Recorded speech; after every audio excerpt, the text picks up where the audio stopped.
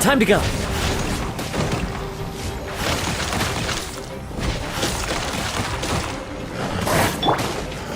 Gather!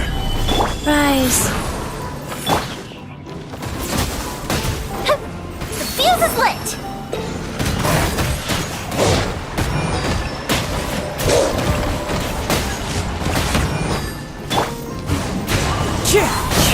Clouds high. The birds come. I will have order. Solidify! Sacred name, Fortune Preserver.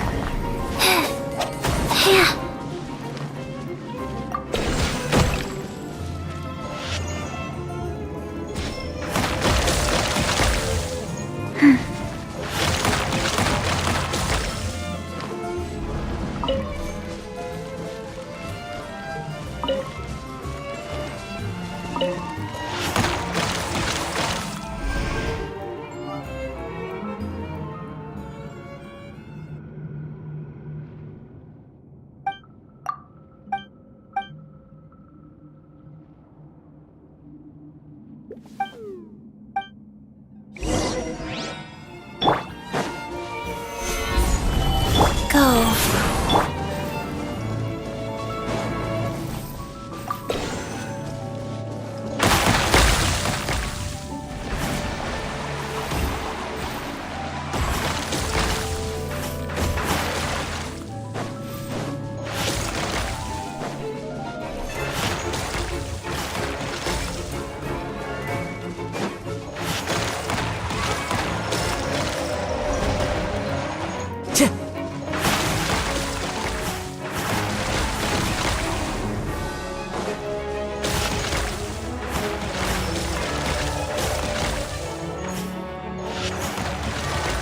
Time to go.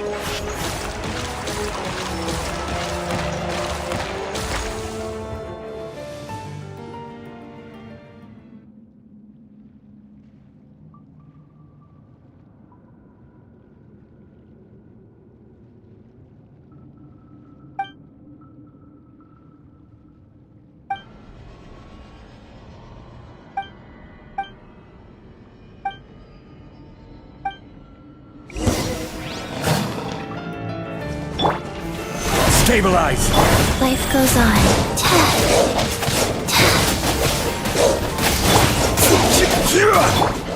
One with nature. Time for a light show!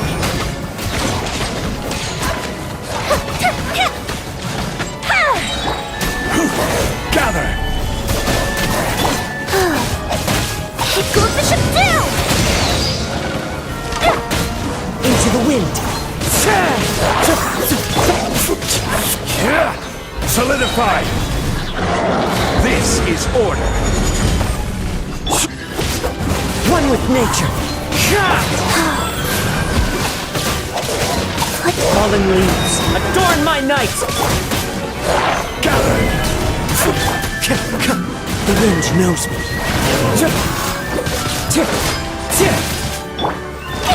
Fuse is lit! I will have order. Solidify! One with nature.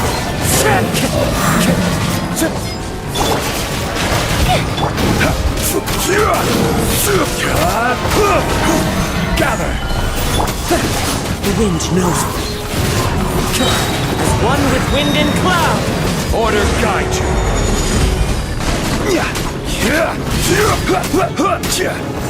Solidify! Rise. Yeah.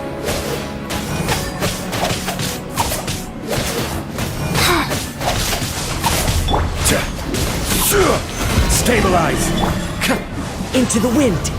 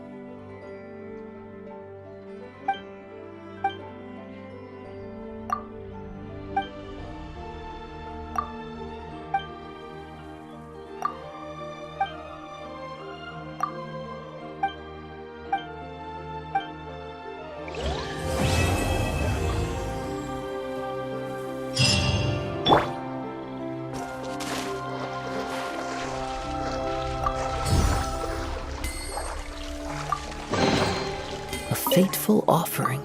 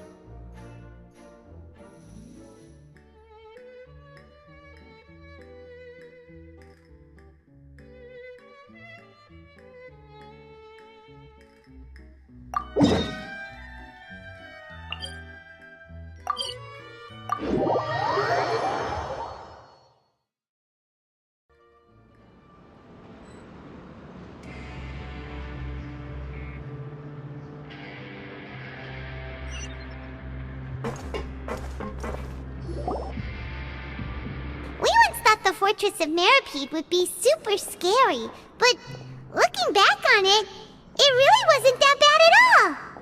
You've got a set schedule, guaranteed food and board, and you can even buy all kinds of stuff with credit coupons. It's really no— Oh, you mean Risley?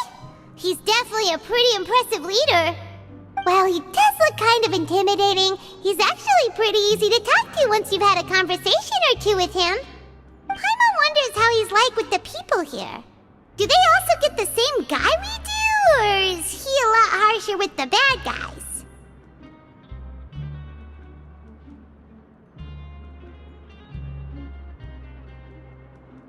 Yeah, he must be doing something right to maintain order here, while not making everything feel super oppressive.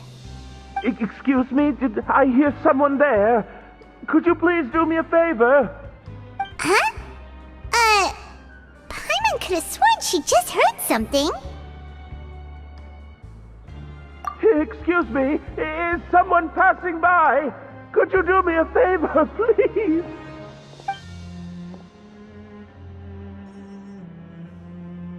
Nope, Paimon wasn't dreaming. There's someone over there for sure. But Paimon doesn't see anyone. Oh, did you hear my call? Thank you so much. I'm over here, inside this big box. You're inside the box? Oh, no wonder Paimon didn't see anything. Well, come on, Traveler, let's go take a look. Why are you hiding in here anyway? If we hadn't happened to pass by, you could have been stuck for days. It's a bit complicated. Can we not talk about that for now? Whoa, that's terrible. Did someone seriously do that to you? No, it was nothing quite that serious. I'd just like some help finding my hat. Just your hat? But then, why can't you look for it yourself? Huh. Wait, Paimon gets it! Something must have happened to your hair! Sorry. So that's what happened. Paimon gets it now. No wonder why you had to hide inside the box. You just need your hat, right? We'll get it back to you right away. What kind of hat was it? I think you may have misunderstood me, but never mind. Please just help me find my hat. It's a soft and brown hat with a bit of a brim. Nothing fancy. I think I probably lost it near the entrance elevator. It was getting a bit hot, so I took it off and had a quick nap. But when I came to, it was gone. It's really important to me, so your help would mean the world. I'll wait here for your return. Don't worry, we'll be back in no time.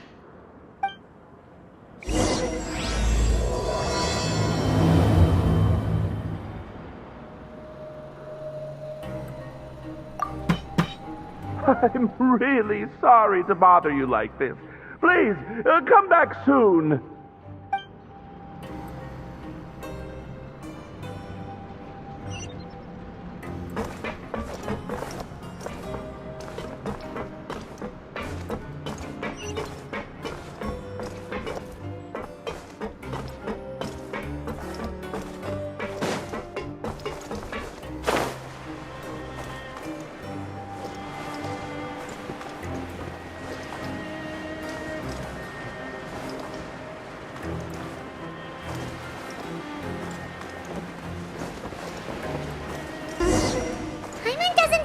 anything here.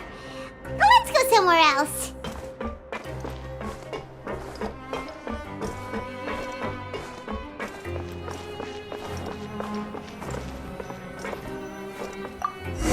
Just where is that thing? Oh, this is taking longer than Paimon thought.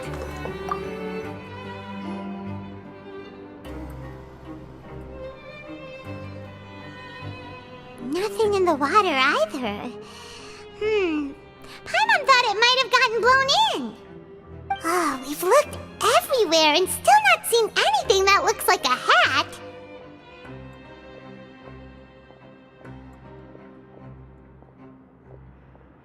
Huh, that's a good idea. If he's just looking to cover his head, then it shouldn't matter what kind of hat he's wearing. Why don't we check out the rag and bone shop? If memory serves, they got all kinds of stuff in there. You let Paimon pick out some other stuff too, right? If we're going to the shop anyway. Well, either way, let's go check it out first.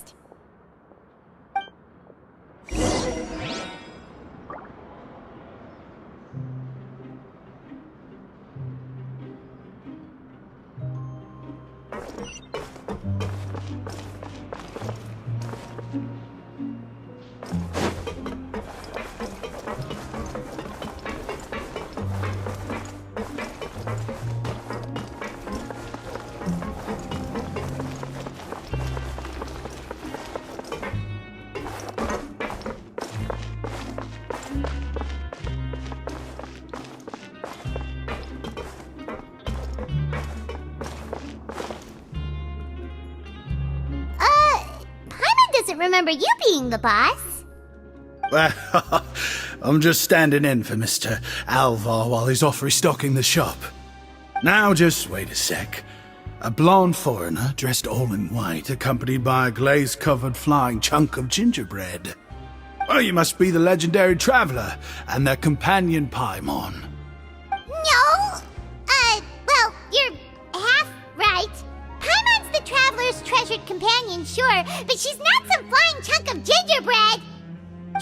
Sorry, I never thought I'd get the chance to see you with my own eyes, so got a bit ahead of myself. I hope you find it in your magnanimous hearts to forgive my discourtesy. I'm just a nobody, after all. There's no need to put yourself down like that. Paimon's just venting. Why, your heroic actions at Araneus have long made their way to the fortress of Meripede. We heard that you were personally received by His Grace when you made your way down here, you know. Ah, you were the envy of all.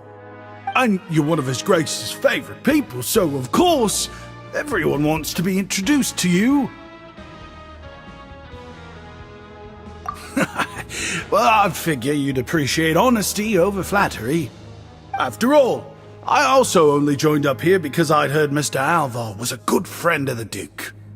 And though I've only caught scant sight of His Grace since then, as fate would have it, I've become fast friends with Mr. Alvar himself.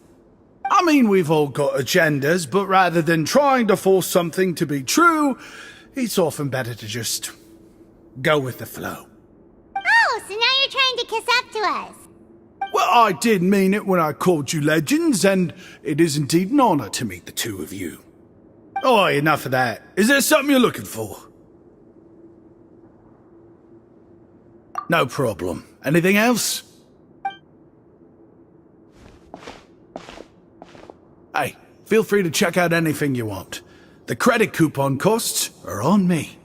Wait, but that's, you don't have to be so nice. Well, it's not like I'm getting paid to watch this shop. Instead of more coupons, Mr. Alvar usually lets me just take my pick of our goods. Life's been pretty good recently, so I might as well just waive your bill. Never hurts to make some friends.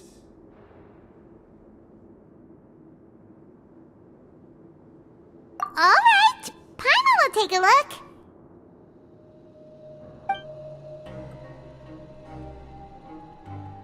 Are you sure you don't want more? These opportunities don't come by every day, you know. It's all right, two will do. It just doesn't feel the same if the owner's offering everything can discuss Paimanology later. That poor guy must still be waiting for us. Thank you so much! We'll be off then! No problem, and thank you for your patronage. I'd appreciate it if you could put in a nice word for our establishment the next time you speak to His Grace. That's a real sneaky way of getting good reviews. We've been gone a while. Paimon hopes that guy in the box hasn't passed out from lack of air.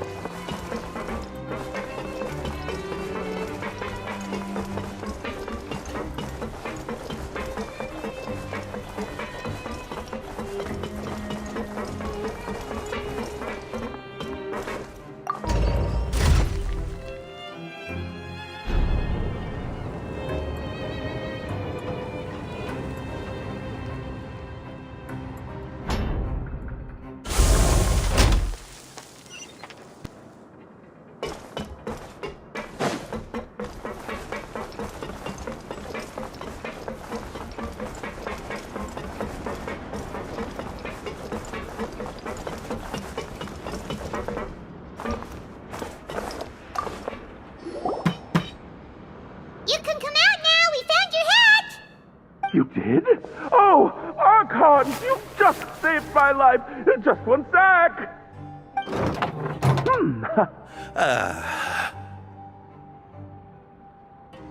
Wait! So, you're not actually bald? You've got such a full head of hair, too! I mean, I told you that there had been a misunderstanding. This has nothing to do with my hair.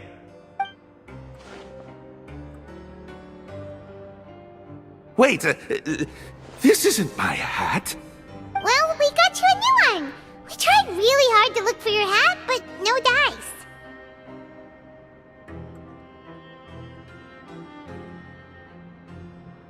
Ah, I see. Thank you so much. I'm really grateful, but unfortunately, there's just something special about my hat. Does it have some kind of sentimental value? But, sorry, I can't explain at the moment. Time's tight as well, so I suppose I'll keep looking for a while. If you're looking for a hat, I just picked one up over here. Is it yours? Your Grace!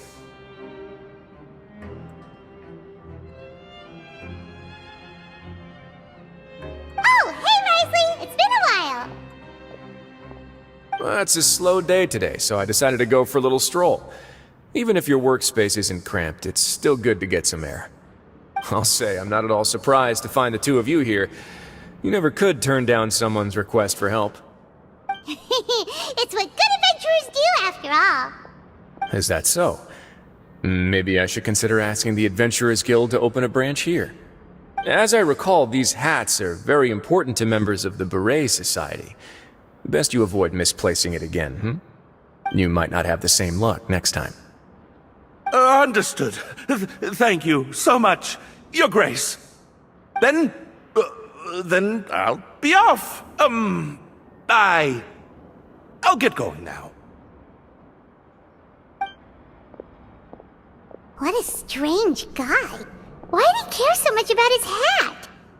Oh, and has he done something wrong? When he saw you, it was as if he'd seen a ghost. Oh, not at all. In fact, members of the Beret Society are model prisoners. They work hard and never get into trouble. They've saved me a lot of work, in fact. As for him, I'd guess he's just more of an introvert. It's not unusual for the more shy prisoners to freak out when I show up unannounced. Huh? Shy? There are prisoners who are afraid to talk to people? Prisoners are still people, after all. There are as many crimes and motives as there are stars in the sky. The idea of the criminal as a selfish, heartless brute is just a stereotype. Such labels could never capture the complexity of even a single individual person. What kind of a person a prisoner may be and why they've committed a crime, we'd never know these things if they don't share their story with us. Huh. You've got a point. Anyway, it's all good as long as it makes sense to you. Although most of the societies here will just turn individual brawls into mass ones, the Beret Society does appear to be an exception, and it's instead trying to experiment with some novel and interesting things. If you have some time, why don't we grab something at the coupon cafeteria? It'll give us time to catch up too. And if you're still interested in the Berets after that, I can take you to their usual gathering place as well. Paimon's not the biggest fan of that cafeteria, but if we're gonna catch up... Alright then, please follow me.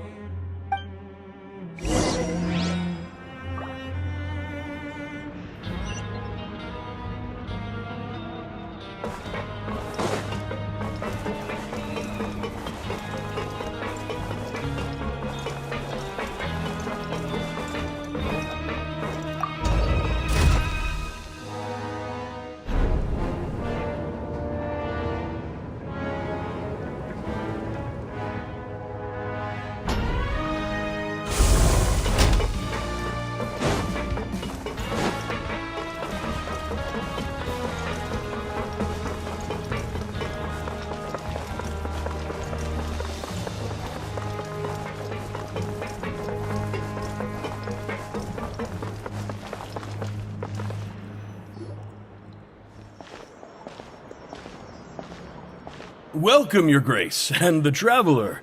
Would you like 3 orders of today's welfare meal? Unfortunately, we weren't informed of your visit in advance, so we didn't prepare any super deluxe welfare meals today. I'll pass on the food then. What about you?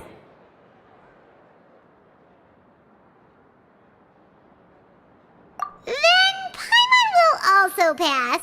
Paimon will save her stomach for something better. What a pity. It would seem that none of us can properly appreciate your skills, Walsey. Then I must beg Your Grace to find me some more ingredients, so I can come up with some more welfare meal recipes. If you're not in the mood to eat, I can get you some drinks. We just got some great shipments in from above. Yes, please? Huh. Paimon didn't know you could get non-welfare stuff at this place. It's not for everyone. Think of it as a special treat for VIPs. Oh, now that's what Paimon likes to hear. In that case, 2 bottles of the drink for Paimon, please. 2 bottles coming right up.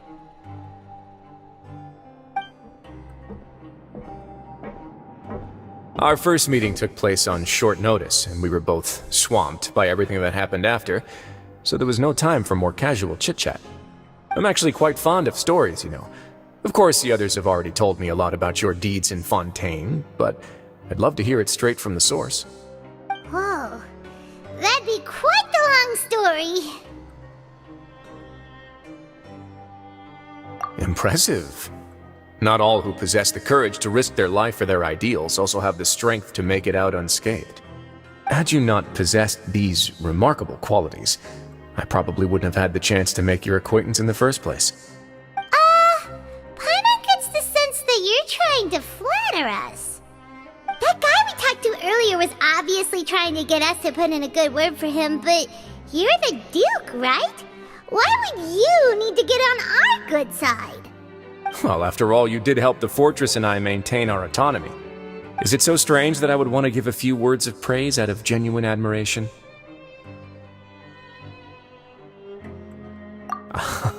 So this is a matter of trust. Which is unfortunate, since I don't have nearly as interesting of a story to offer about myself. I was convicted and sent here at an early age. I only became the top dog after spending a long time figuring out its inner workings. Power and control come in many forms, some fair and ethical, others less so. And since we're all sinners here, the victor calls the shots, no matter how they manage to get to the top. So, what do you think? Didn't put you much more at ease, now did it? Kinda. You're really different from most of the people we've met so far. I'm perfectly aware of that too, but even so, that doesn't make me think any less of you. I would very much like to maintain friendly relations with you two.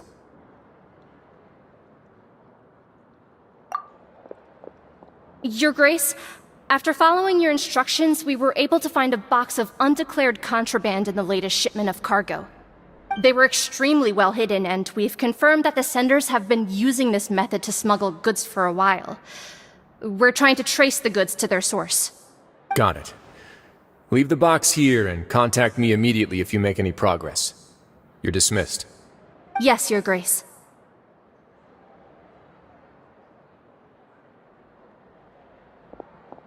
Sorry, I'd almost completely forgotten about this. She mentioned something about contraband. Are they, like, dangerous goods? Not necessarily. The term is just applied to things people want to bring in on the sly. Many people here are experts at pulling rabbits out of the most ordinary hats, so we have to examine everything carefully. Now, what do we have here? It's more or less what I expected. Whoa, this is certainly a box of curiosities. Mora, snacks, yarn, balls, ropes, mechanical parts, and even a gem! Wait, if you've confiscated this entire box, then does that mean all of this belongs to you now? Yep. We can't just send them back up now, can we? What? But that's just insane profit! Traveler, why don't you become a duke as well? Paimon will be your vault keeper! Jokes aside, I didn't know you'd be so interested in this box. How about this then? You can pick anything you want from it. Consider it a gift from me. Really? You'll let Paimon pick anything? No takebacks. Paimon will have you know that she's got a real good eye for treasure. I never joke about things like this. Alright, Paimon's gonna have a look. Paimon wants this one.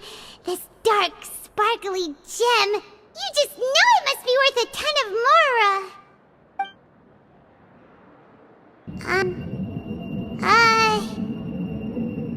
Actually, never mind. Paimon doesn't want this gem anymore. Can Paimon pick something else instead?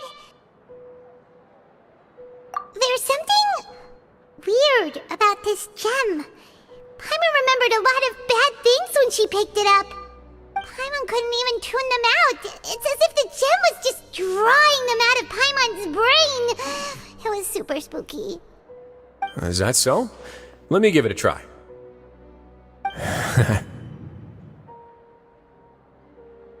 Paimon's right. I too experienced some unpleasant flashbacks.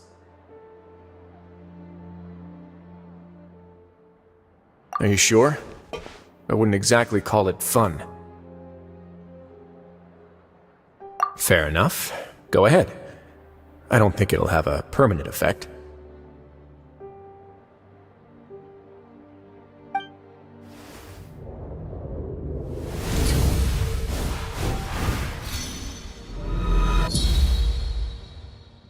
Are you okay, Traveler?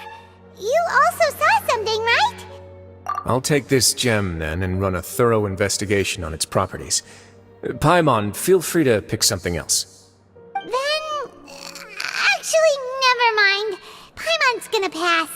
Paimon was thinking about one of the snacks, but who knows if it'll also make Paimon sick. You do have a point. In that case, we should destroy the entire box and all of its contents. Seems like we're almost done with our drinks, too. Let's go check out the Society's gathering place, then. I can introduce you, and we can also continue our conversation while we're at it. Wait, are you this free every day or something? Just noticed? I wasn't exactly busy the first time we met, either.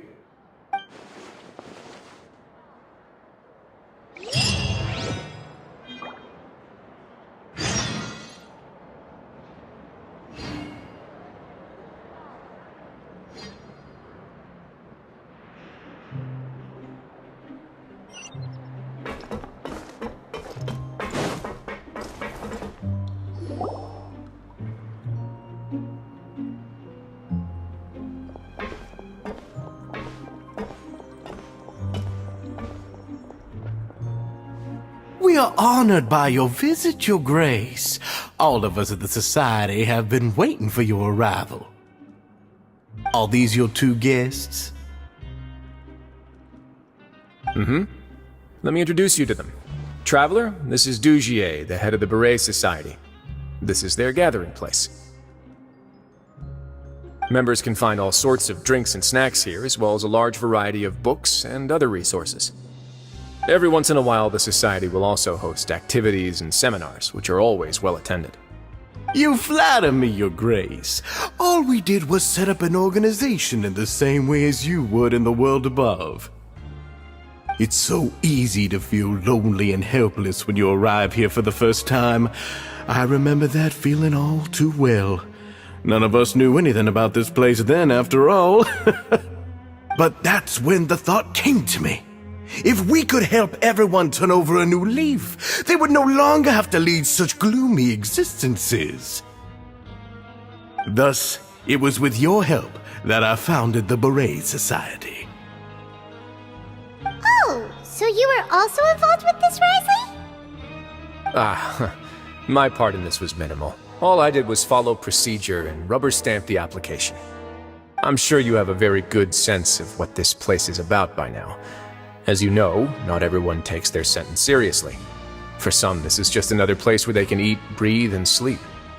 But the Society is a great place for those who wish to turn things around. Exactly right. Here, we keep an eye on each other and remind each other of our goals. Everyone can focus on rehabilitating our mental states and even make many new friends. Our operations are entirely funded by members' donated goods and credit coupons. Same for the things you can see here. Who knew you could find such a place in the Fortress of Mirapede? Oh, right, and what's the deal with the hats? There's nothing deep about it. I just felt like we needed some kind of visible identifier. If our members felt joy and pride from being a part of this group, then the hats would become a point of pride for them as well. And when we're together, we will feel a sense of community from seeing everyone's hats. Optimism, community, hard work, and a desire for a new life. I hope this hat will show everyone everything we have been working towards. In other words, that hat has come to represent something like a model citizen, which also helps them recruit new members. Once again, you are exactly right, Your Grace. That's a part of our goal as well. Let's take a little old seat over here. There's no need for us to stand. I'll ask the members to get us some drinks. Please wait here just one moment. Feel free to look around too if you want to learn more about us. Oh, right.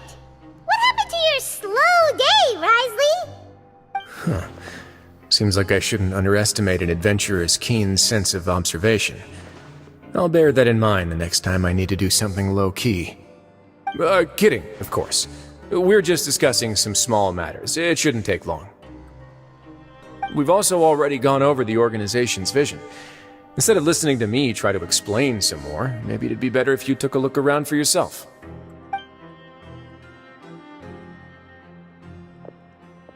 Why does Paimon feel like he didn't answer the question at all?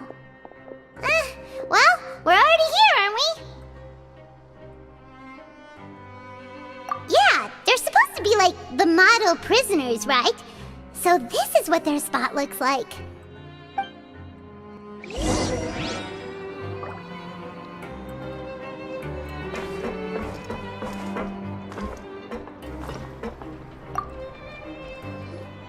Welcome to our gathering place. Is there anything you'd like me to explain to you?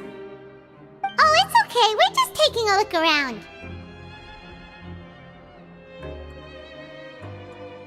Well, that's not a bad comparison. It is my job to explain our amenities and benefits to our latest members. I'm sure Mr. Dugier has already explained some of it, but allow me to fill you in some more. Besides this space, which our members use to rest and relax, we also have an entertainment room, a fitness room, and a self-study room. These rooms are open to all of our members. We want everyone to be able to use their free time to the fullest. Wow, that's pretty cool. Do you have a restaurant too? If you did, you also wouldn't have to eat at the big cafeteria anymore. Unfortunately, we don't. For matters like that, we still have to rely on His Grace. We started a collaboration with the cafeteria a while back, though, so they'll let us borrow their kitchen to do some simple research into recipes and cooking. Yeah, Paimon can definitely see how it'd be easier to live your life if you had all this support. Yep, and that's exactly why Mr. Duget founded the society. We all think we made the correct choice to join him.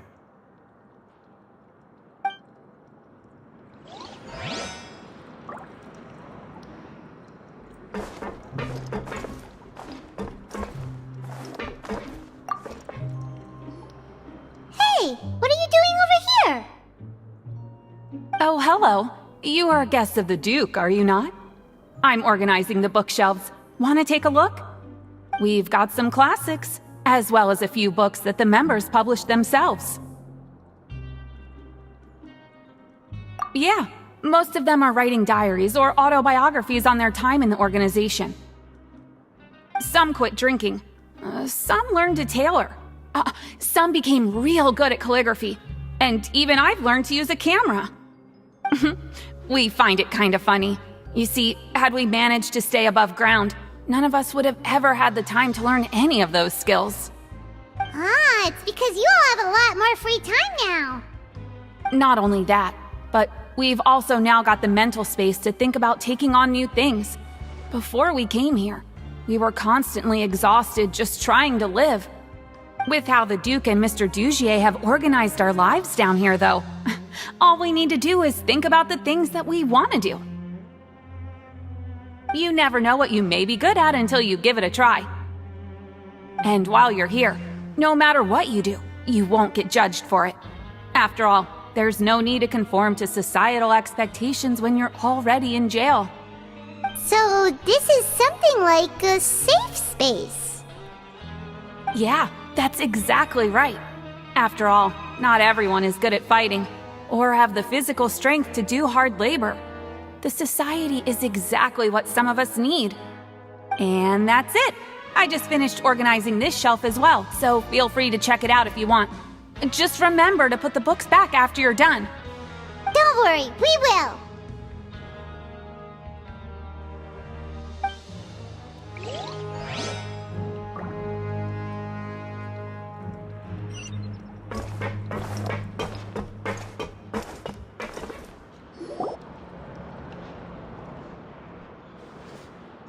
Hey, you there, newbie!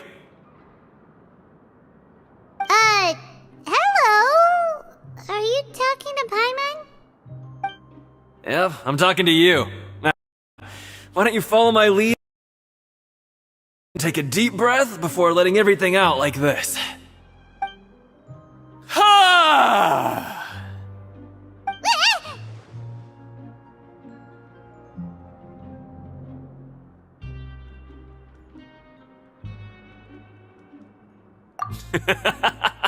That's how I pump myself up every day. A lot of my friends have found it super useful too. With one shout, you can release all the fatigue, resentment, and unpleasantness from your lungs and return to the day with all the optimism in the world.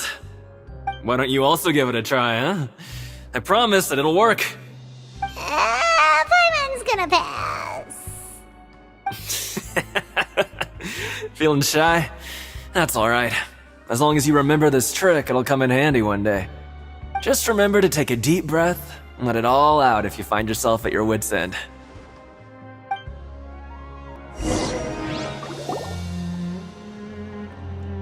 Alright, we've talked to everybody. It sure sounds like they're all pretty happy. That would explain why Risley only had good things to say about this place. Huh. It looks like they're starting to wrap up their conversation as well. Let's go over to them. Of course, Your Grace. I will attend to those matters right away. Okay, then I don't have anything else to add. Oh, you're back. What did you think about this place? Now, note that your opinion will also affect my review of Dugier and the society as a whole. Wait, I didn't know they were also a part of the evaluation process. It's all right with me, though. I'm pretty confident about our growth and activities. Paimon thinks it's pretty good. Don't think anyone expected you to get a society going here of all places. Ah, so it seems that you were able to get a sense of our vision and values. That's all I can ask for, really. The prisoners here all have very different personalities and psychological needs. Our needs are like violent beasts. If we can't face them properly, they'll grow restless and enraged, causing pain and conflict. But if we can placate them, they lose their fangs, and they can even be converted into fuel for far nobler pursuits. Which is why, in my opinion, learning to reconcile with oneself is the first step on the path to redemption. You've hit the nail on the head, Your Grace. Before I founded the Society, I had met too many people who could not come to terms with themselves. And I'm sure that a part of your support is rooted in your desire to help those people find their way. And Paimon thought everyone was enjoying life just fine, working and fighting. Of course, that lifestyle is more than enough for some people in the fortress. For others, though, they would just be useless distractions. Speaking of fighting, I'm not sure if you knew this, but even His Grace sometimes fights in the ring. What? You fight in the ring too? Wearing those high-tech boxing gloves of yours? Oh, I almost never need them.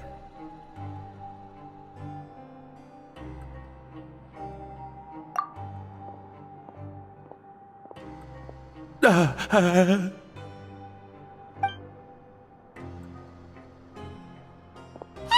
isn't that the guy who lost his hat?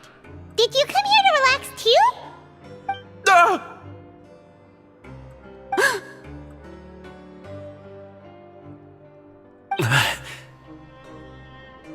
What's wrong? Did you forget about us already? Are you feeling all right? You are looking a little pale. No, I'm fine. Thank you for helping me get my hat back.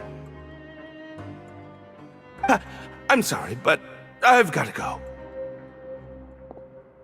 He's still as weird as before. Paimon's kind of used to it by now, though. Dujier, do you know what's up with him? I'm also not too sure about that. As far as I recall, he's always been a little strange, but I'll check up on him later. After all, it's my responsibility as the leader to make sure that no one falls through the cracks. We'll leave him to you then. Where were we before we got sidetracked?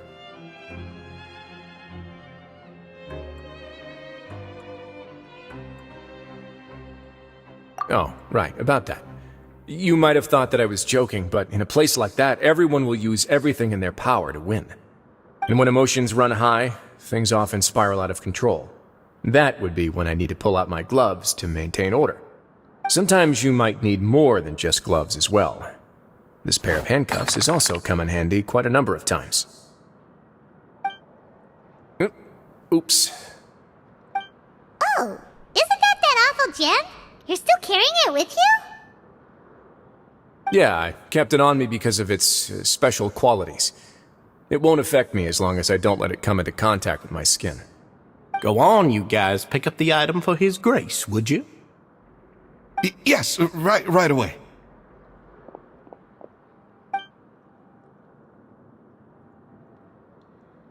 That gem shines with quite the dazzling light. I hope it hasn't been damaged. Your Grace, please let me know if there's something wrong with it now. It still looks good to me. Say, Dujier, have you ever seen a gem like this? Never, Your Grace. Don't think I've ever been rich enough to afford this kind of a thing. I guess that's fair. We've already gone over most of the things that I wanted to talk about, so let's wrap up for the day. The Traveler also has some other plans, after all.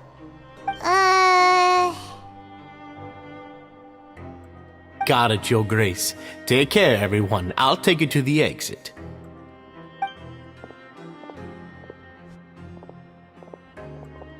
Traveler, Paimon, it was an honor. I'm sure everyone would love it if you were to visit again. And that goes for you as well, Your Grace. We wish you all the best in your endeavors. And same to you.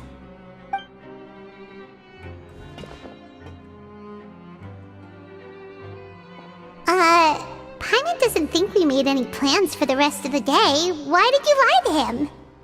Well, what's your opinion of the society now that you've taken a look around their headquarters? Paimon thinks it's pretty chill. Weren't you complimenting them the entire time as well? Paimon doesn't remember exactly what you said, but wasn't it something along the lines of encouraging people to embrace their new lives with optimism? There's only one potential problem. If the society does too good a job managing and rehabilitating its members, you may be soon out of a job. That is certainly a possibility. But at this point in time, they're still reducing my workload by managing and rehabilitating prisoners in my stead. I wanted to see just how much they've managed to accomplish, and also get a sense of Dugier's plans for the future. I arranged for a meeting out of curiosity, but then I noticed some faint hints of dissonance. Dissonance? I'm sure the Traveler has sensed it too.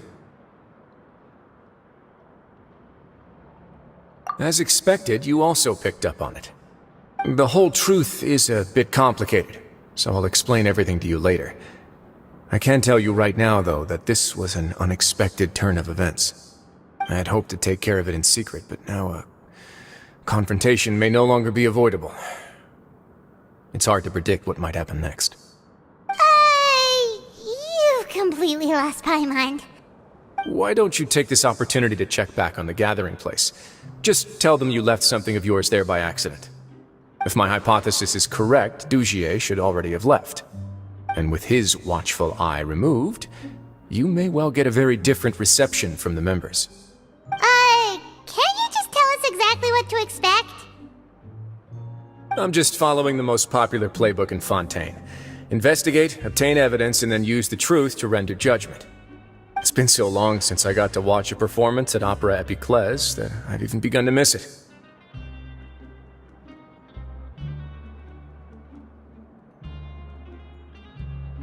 I'll explain everything to you later, but right now we need to seize this opportunity. Find out what you can from them now while they're all in one place. We might not get another chance like this anytime soon.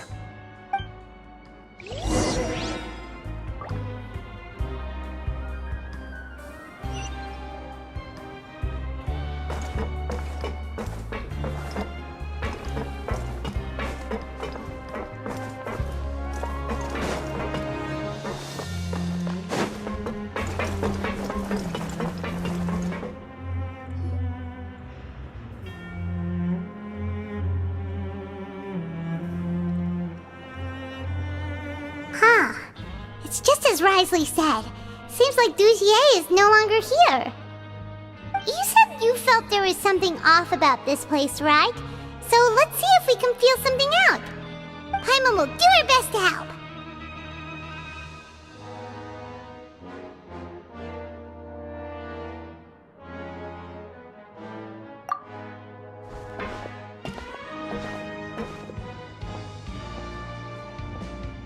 Wait, you guys are...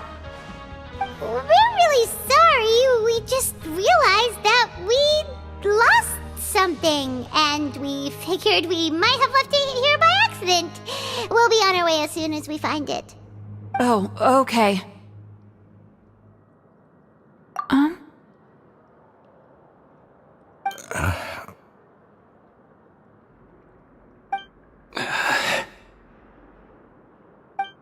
Nobody?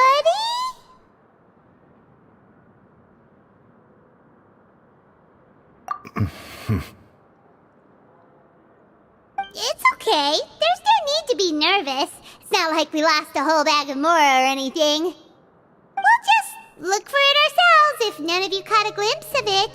We're not going to tell Risley anything, don't worry. I'll go find Mr. Dugier. No need. We're just looking for something. Why does he have to know?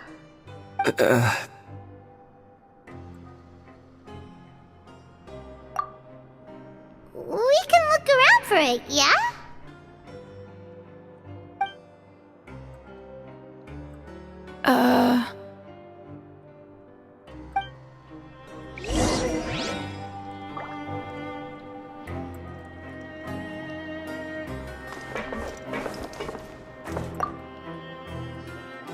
Hey, hello?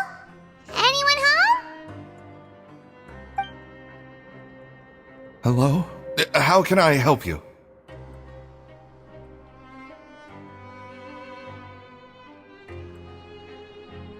The Beret Society offers a variety of resources and benefits to its members, and, I mean, you've already heard my spiel. I don't know anything beyond what I've already told you. You don't know anything? Sorry, that's not what I meant. It's just... there's nothing more I can tell you.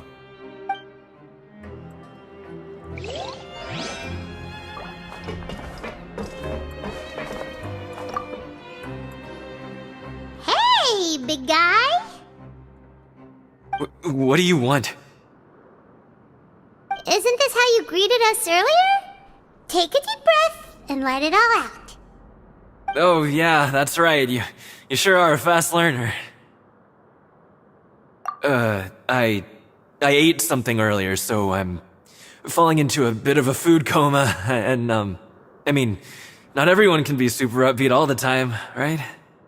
You're looking for something, you said? I didn't see it, but, it should be somewhere nearby.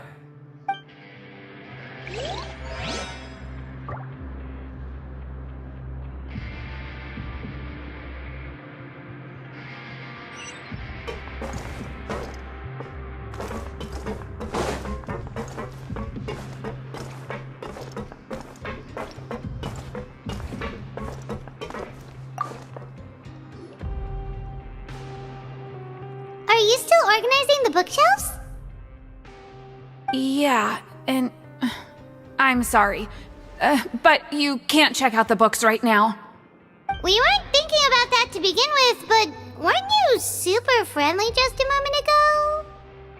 Sorry. Okay, Paimon sees what you meant now. Seems like they really don't want to talk to us, so let's just head back.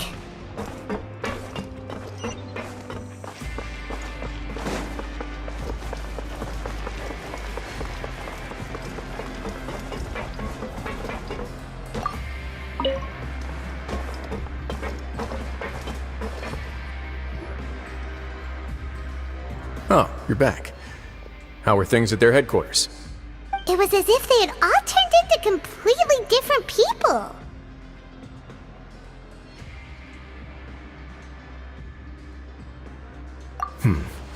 That would prove my suspicions.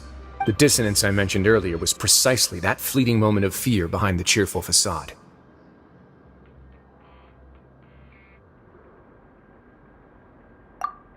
Right. He was acting super scared too when we saw him at the gathering place. Actually, hasn't he just been acting super paranoid since we first met? And that's precisely why I took his hat. Oh, so the one who started it all was... It was you all along! It's because I wanted to figure out what's really going on. I don't believe any of Dugier's talk about unstable mental states. Not too long. Dugier made very elaborate preparations for my visit. But I don't know. It almost feels like the performance was too elaborate. Okay, but if you think something's wrong, why don't you just take the whole society into custody? Aren't you the Duke? You can do whatever you want in this place. Well, maybe you're actually a better fit for the position than I am.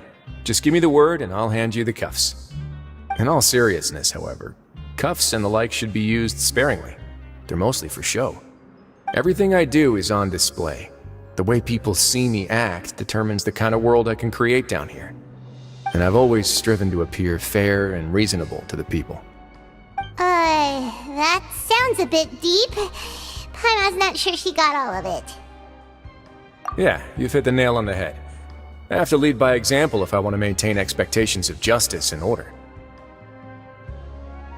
And that's why even though Dugier had already let a few things slip, I didn't want to turn on him without irrefutable evidence.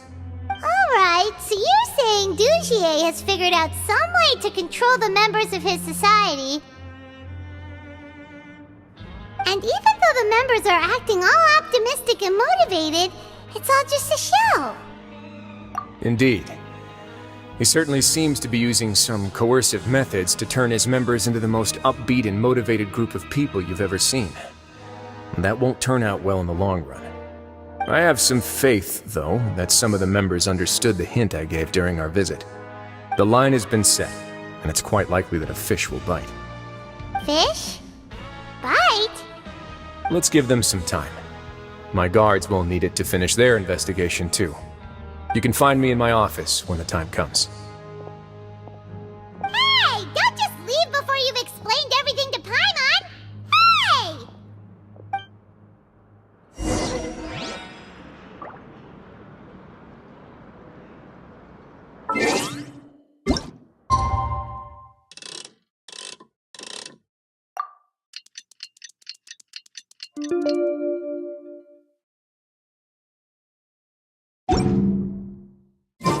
It's finally evening. Risley's probably wrapped up his investigation. Paimon has no idea what that guy's thinking. Let's just go find him and ask him what he's really up to.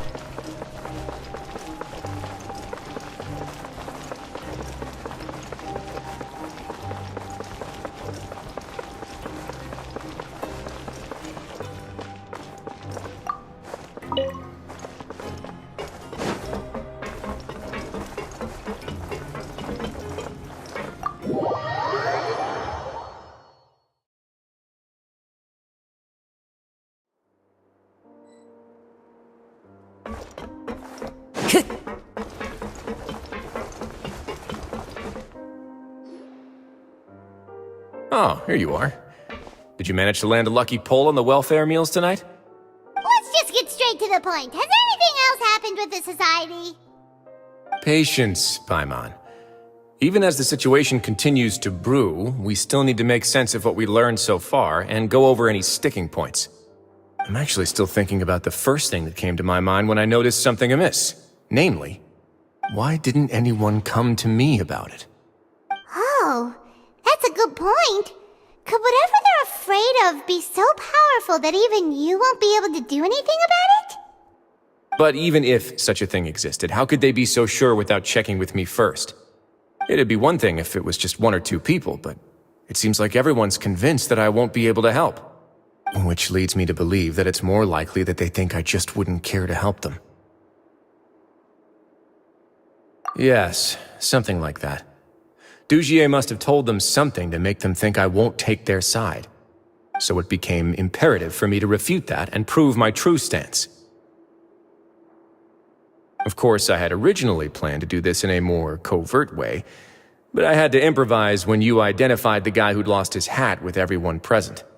There was no way to keep our investigation a secret after that. That makes sense. Wait, then does that mean it was all Paimon's fault? The last thing that guy wanted was for Dugier to find out that he'd lost it. He would have never brought the matter up on his own. But now, not only has Dugier found out that he'd lost his hat, he's also realized that we were the ones who found it. That likely set his internal alarms off all at once.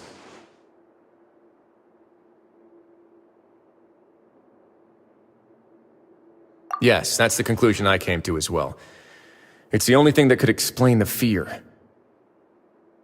If we didn't act right then and there, Dugier would probably come up with some other way to hide the truth and we'd be back to square one. So after giving the matter some thought, I tossed that black gem onto the ground. I must say, I was pretty satisfied with the results. Ah, so you did that on purpose? Yes, that's right.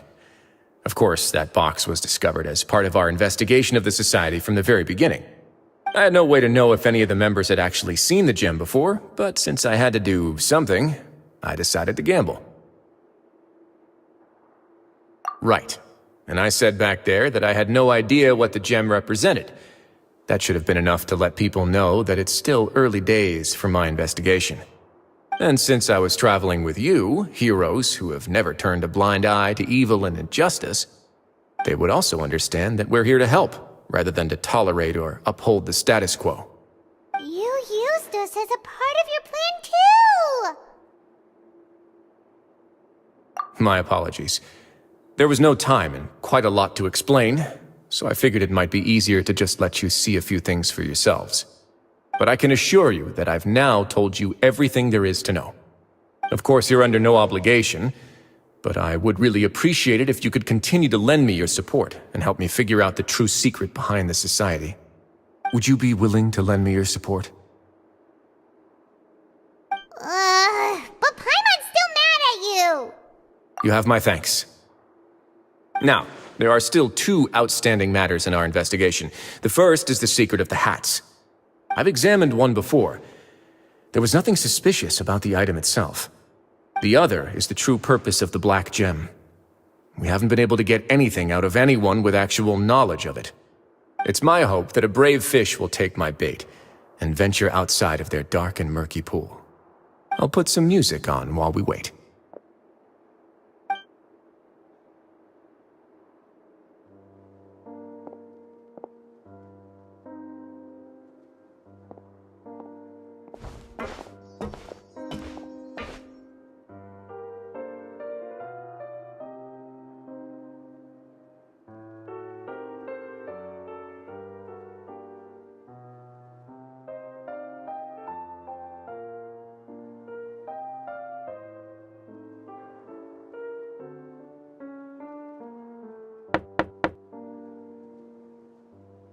Excuse me, Your Grace, but may I come in? I'm afraid that someone's been following me. Please, do.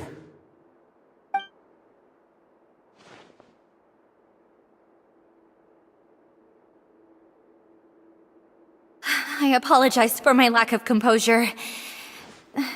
These 2 are the guests that came with you to our gathering place, correct? Yes, my lover Fasol told me all about you. Please, help us, Your Grace. He's in great danger right now. Slow down, take a deep breath, and start from the top. What happened at the society? I'm sorry, Your Grace. I will try. I think I should start from when you saw Fasol last. You mean when we saw him at the gathering place? Yes, he fled immediately, but many members are hot on his heels. Thankfully, he still managed to meet up with me and explain everything that had happened. Now that he's lost Dugier's trust, what awaits him is agonizing censure.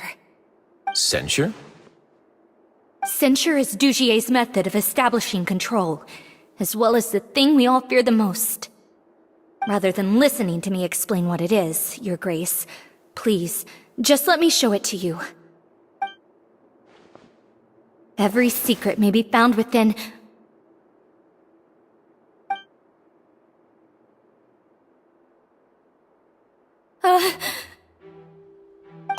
Here you are. I was wondering where you had run off to in such a hurry. Please excuse us, Your Grace. It was never our intention to disturb you like this. You see, Avisa's mental state has been rather unstable ever since she arrived at the fortress. She rambles often, has hallucinations. It may be best to dismiss her babbling as random gibberish. I don't recall hearing a knock or giving permission for you to come in. Oh, my apologies. I merely did not wish for Your Grace to be alarmed. Had I not been so focused on recovering her, I would have followed all the rules of etiquette to the letter. So please, forgive my discourtesy. Like we'd believe you. Please, there's no need to be upset. It's only natural to want to side with the poor sick girl, but I know His Grace to be a reasonable man. Well then, what if the reasonable man wants to hear the lunatic out? That would be perfectly fine with me. Oh, and just so you know, we've also found the missing Mr. Fasol. I had no idea why he was so upset about losing his hat, really. Thankfully, he has already returned to his senses. We've brought him back to our place, so there's no need to worry. I'm sorry, Your Grace. I don't have anything more to say. This is what you're afraid of, correct? You can tell me everything. I'll do all I can for you. I've never seen that thing in my life.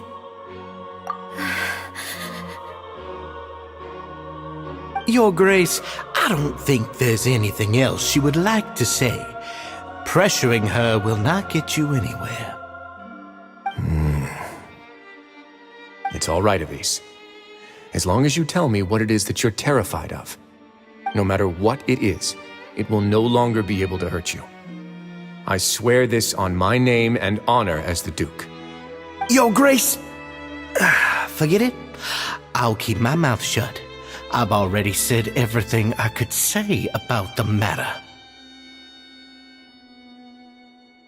I'm sorry, Your Grace, but I really don't have anything more to say.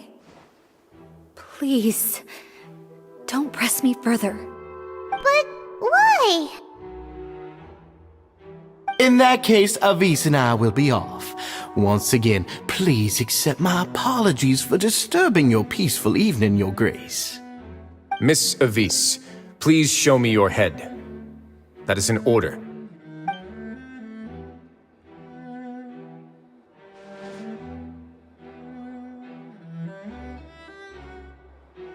There's nothing there.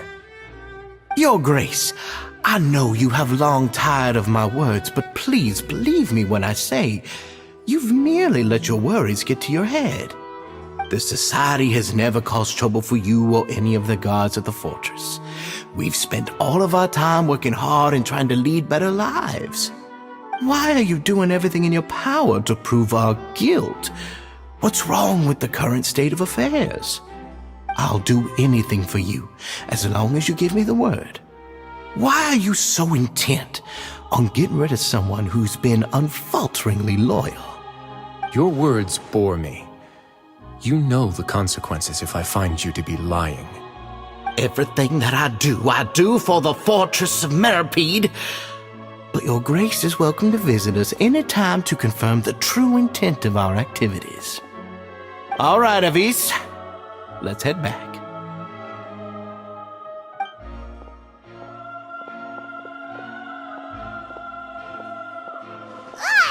Just what's up with that guy? He makes Paimon really, really mad.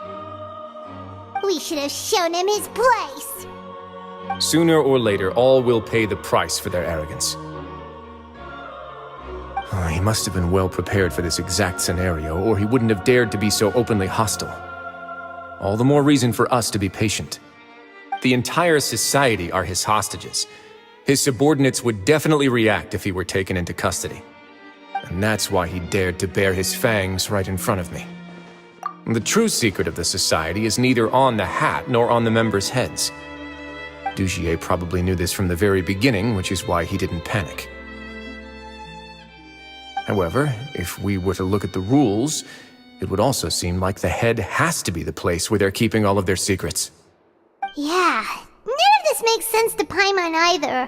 What are they trying to hide?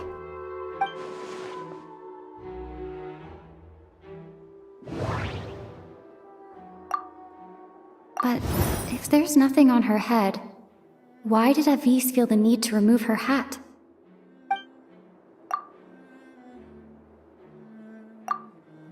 I can't seem to make a connection here.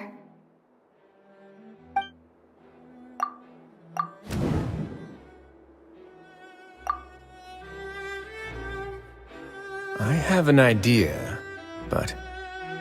Huh? What is it? Tell Paimon about it! You mean this thing? So, she handed a key piece of evidence over to us without Dugier noticing. That would mean that Avise didn't stay silent out of fear. She stayed silent because she'd already given us what we needed. Let me take a look.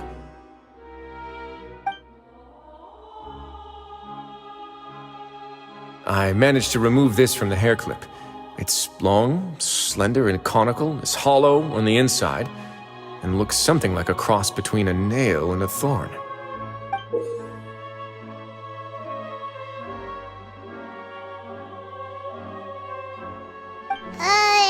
Paimon's lost again. Let's see. What if we do this? Hey, what are you doing? Wait. Some kind of dark liquid is leaking out of the gem.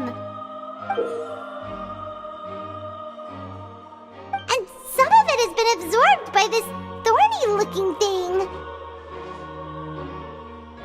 You've probably heard before that water is filled with the strongest emotions of humanity.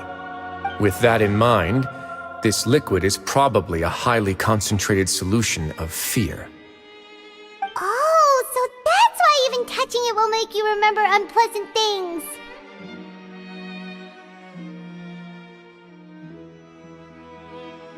Dujier would be able to censure others. I can only imagine how it would feel to have this directly injected into your brain. The moment it hits you would be like being flooded with all the terrors you've ever experienced in your life. Agony, desolation, and an overwhelming sense of despair. No wonder they're all so terrified of it. So, was the hat meant to cover up their wounds? That might not even be all. Let's go get them right away. We can't let Dujier escape with all of the evidence.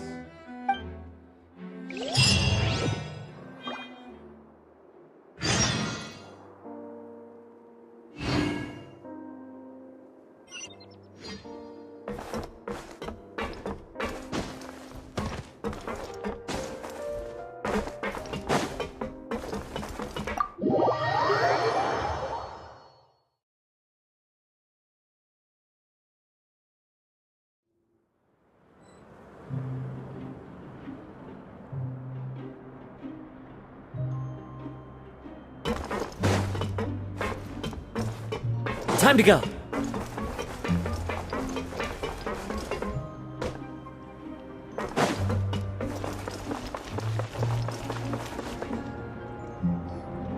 Your Grace, we have taken the Society members into custody. They all tried to flee just a little while ago, as if they had received some kind of order. We decided to forestall their plan, and were just about to send the word when you unexpectedly arrived.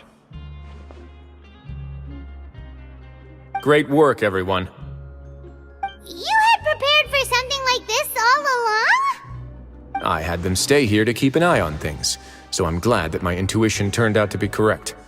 Perform a thorough search of the Society's headquarters and bring all the members to me. Understood, Your Grace. Now, let's check on them. As expected, they all have a hollow thorn inserted into a wound on their head. Paimon's glad her eyesight isn't so good that she can see it from here. Paimon's gonna float away for a bit.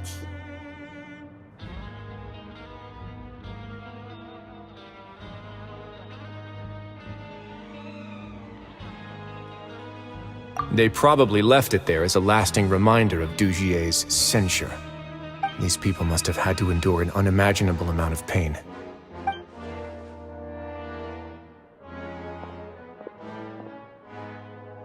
Let's go check out the other areas too.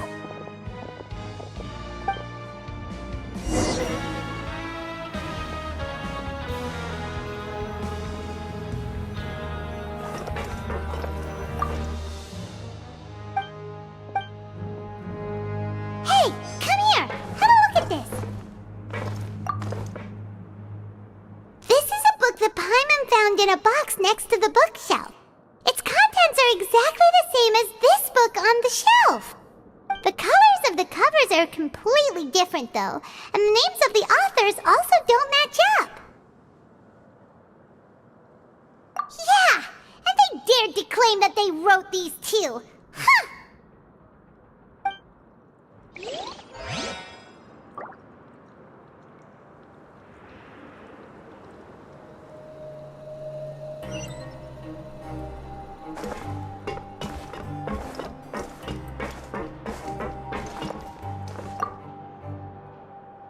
Look at what I found.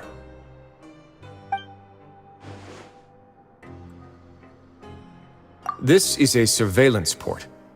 With this, Dujier would be able to remotely monitor everything that's happening at the gathering place. So even if Dujier's not there in person, he'll still always have eyes on the members. Indeed. It's easy to become lost and confused when you're given no instructions or any kind of script to follow. And if any action you take may be deemed a mistake, then perhaps it's better to do less. or to not do anything at all. Dugier has already tamed them to his will.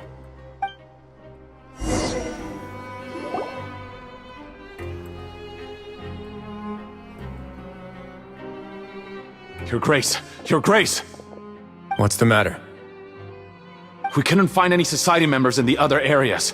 It also seems like none of the equipment in those rooms were ever used. All the signs of wear and tear are fake. The limescale, the layers of dust, they were all deliberately added. We also investigated the members' residences and weren't able to find anything. Their neighbors all say that they haven't returned home for ages. Oh. Is that right? They're gone? That could only mean... Indeed. As long as he allowed society members to mingle with others, even with threats of censure, Dugier knew that he couldn't stop all of his members from speaking out. Meanwhile, this marvelous gathering place will lose all of its value as soon as a whistleblower sounds the alarm. So instead of being his real base, this is just an elaborate performance. The rest areas, the fancy equipment, even the members that we saw, they were merely part of the front. And only the most docile and well-trained members were selected as his performers. But then, where can we actually find him? Let me think. Dugier must be holding all the rest of his members in another place.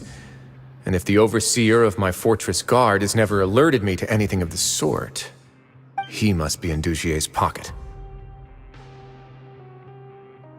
I'm of the same mind. Let's go. You two, follow me.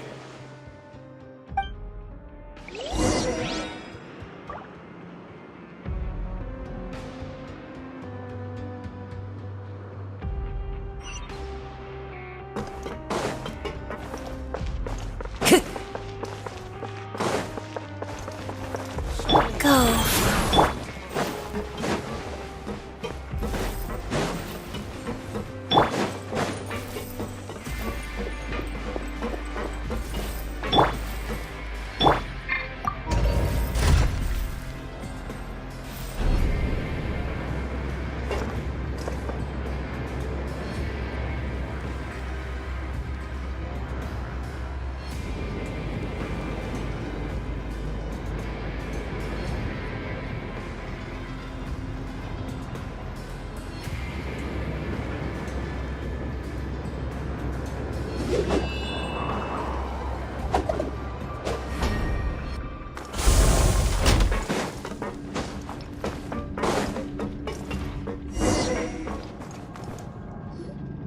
Did that person flee here? That's the most likely scenario to me.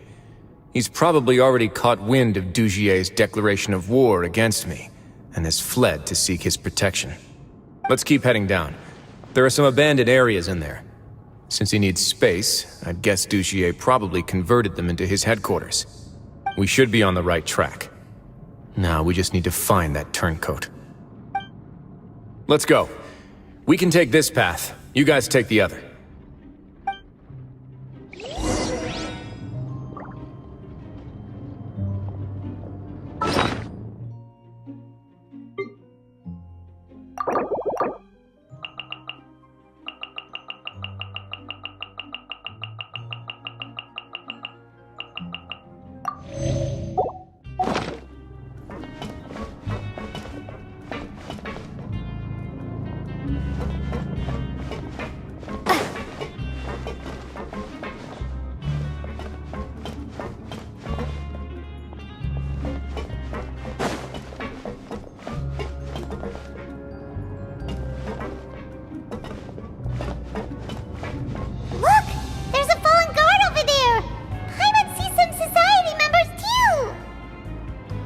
After them!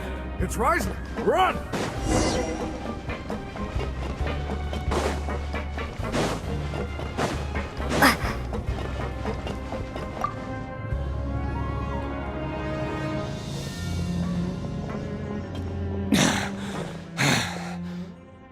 Did Dugier send you?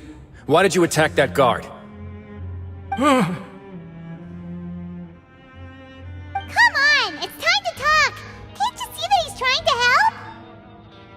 I will take your cooperation into consideration when it comes time to hand out sentences. Mr. Dugier, he didn't want this guy to expose our true location. We were just about to dispose of him when you caught up to us.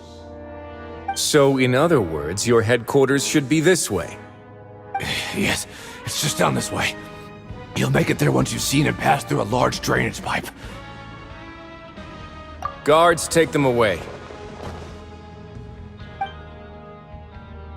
Let's go. It's about time that we find out what Dugier's really after.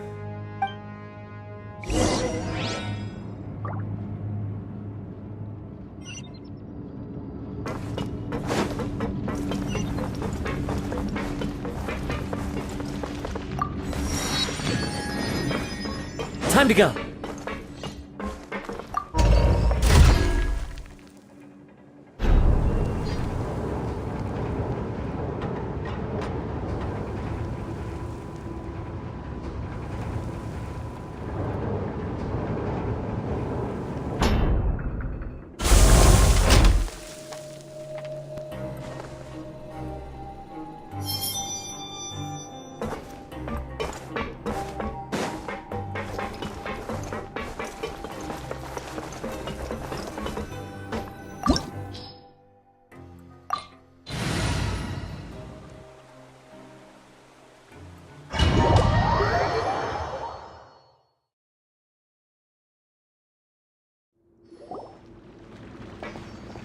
There's so much space down here. Yeah, these are all former work areas. They've been left abandoned due to a lack of funds. There are usually guards on patrol here. It would seem that all of those guards have been bought as well. Stay sharp. He's got a ton of surprises waiting for us, I'm sure.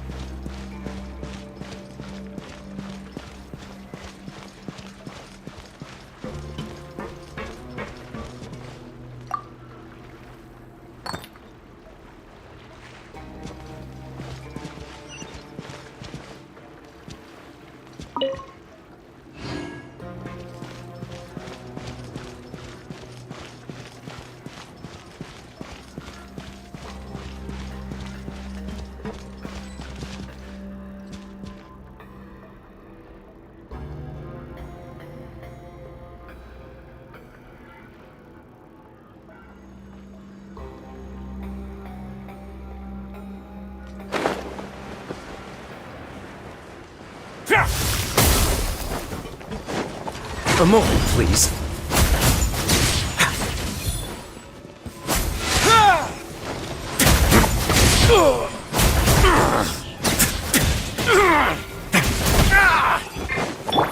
Faster?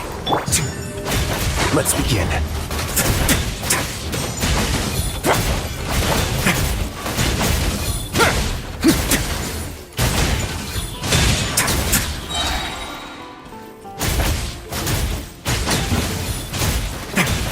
Stay cool and face your guilt. A moment, please.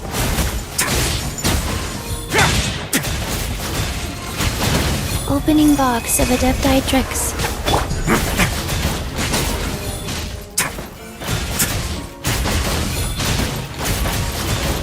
Let's begin. Hey, are you okay? You're safe now. Just follow the guards and leave this place. Who knew that there'd be Gardamex here? Dugier really prepared for everything. And that would explain the strange decommission requests I received, as well as account for all the Gardamex that have mysteriously gone missing. It seems like he's prepared for an all-out confrontation with me. Hey, what's this? Seems like some kind of handbook. Let me see. Ah, this should be the Society's real rules book. It lists all the rules that they're expected to follow. Members are not permitted to speak to each other or to leave without formal permission. 5 members shall form a group, and the whole group will be punished for any single member's wrongdoings. Anyone who reports a fellow member's misbehavior shall be rewarded with food and water. I see. So it's much as I expected. But that's just cruel and unreasonable. To obtain food and water, prisoners are forced to snitch on others, and in the process cause pain to those around them. To avoid punishment, they learn to stop talking with one another. This leaves the wounds they've already received to fester, however, and so resentment builds until every prisoner has become an island. Finally, isolated and without hope, they accept their fate as Dujier's slaves. Do you remember what happened to Paimon? She rejected all the snacks in the box once she was spooked by that black gem. She's usually all for tasty snacks, but she chose to go against her instincts after a negative experience. Ugh, is that the best example you could come up with? Anyway, Paimon still thinks she made the right decision. It never hurts to be careful. No, your decision was valid. However, it's also valid to interpret that as a decision that you only made under emotional duress. The human heart is like a raft in a vast and empty ocean. We convince ourselves that we're in control, but in truth, a single wave could sweep us off course and send us crashing into the path of a storm.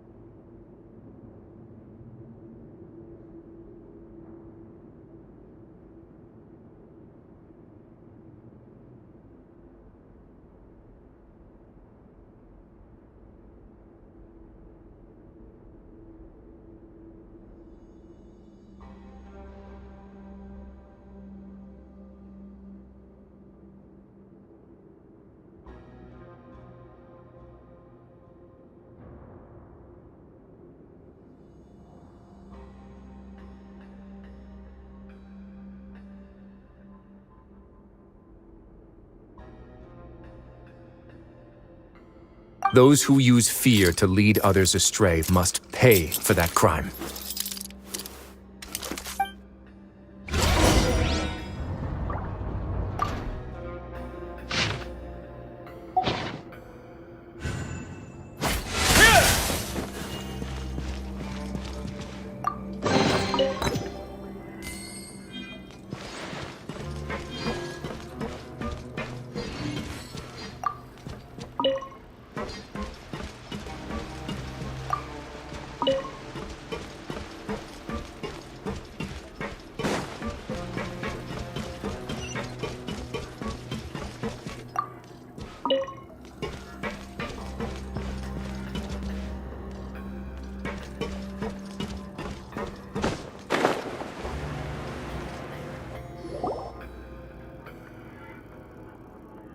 If I'm not mistaken, the space ahead should be the central area of this place, but the door's been locked.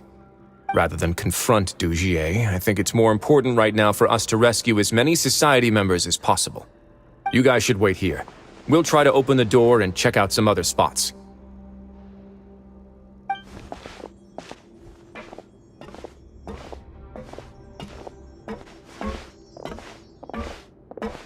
Open the door. Would we have to do something to this mechanism here? Paimon doesn't get it at all. Forget it, Paimon's just gonna do some trial and error.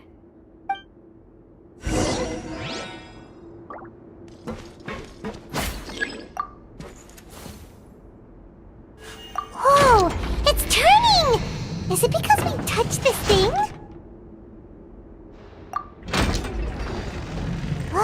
The other side's open! Let's go.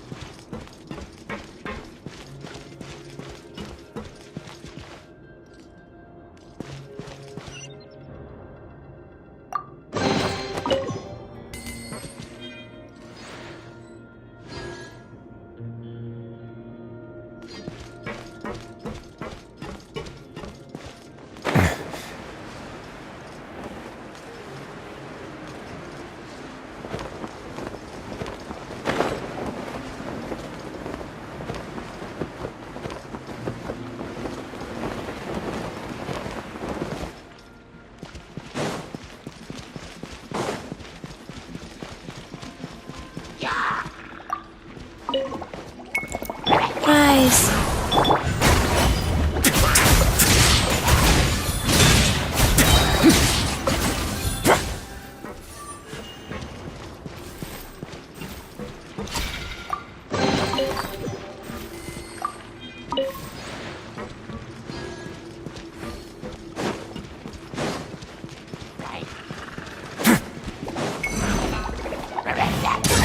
Get a little chilly. A moment, please.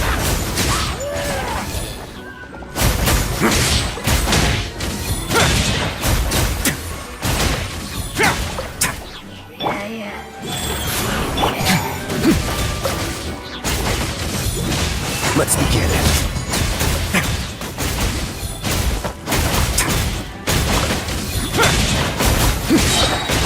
Have a safe trip.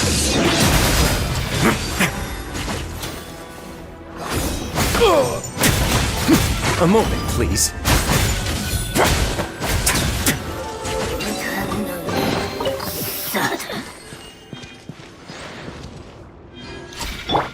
Life goes on.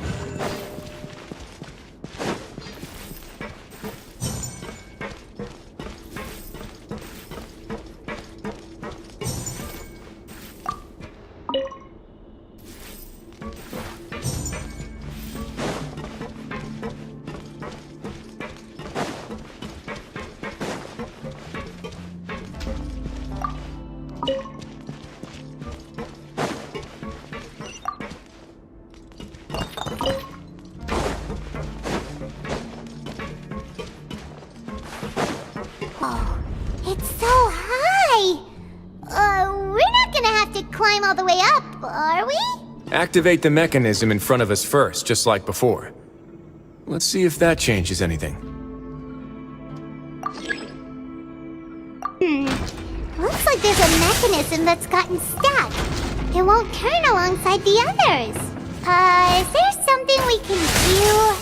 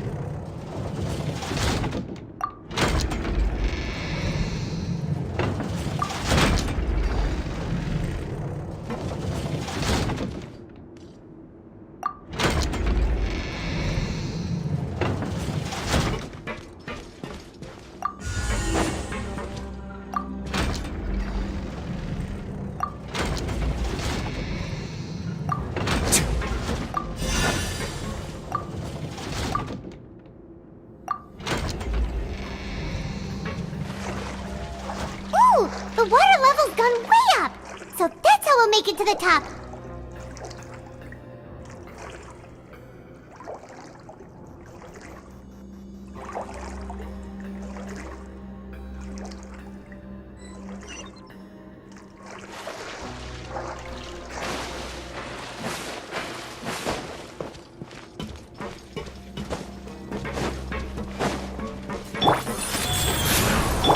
Let's begin.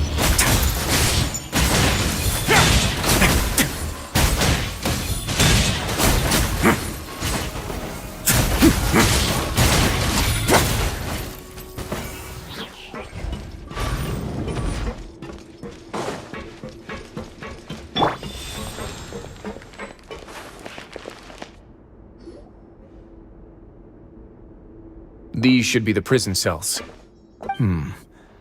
Lots of empty cells in here. Dugier's probably moved them elsewhere already. Let's still rescue the ones who got left behind, though. Every person counts.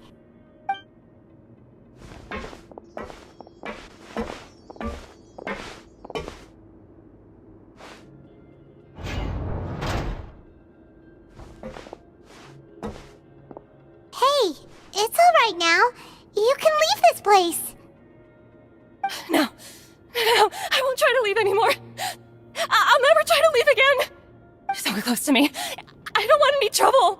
No, we're not gonna do that. Please calm down. We're not bad people.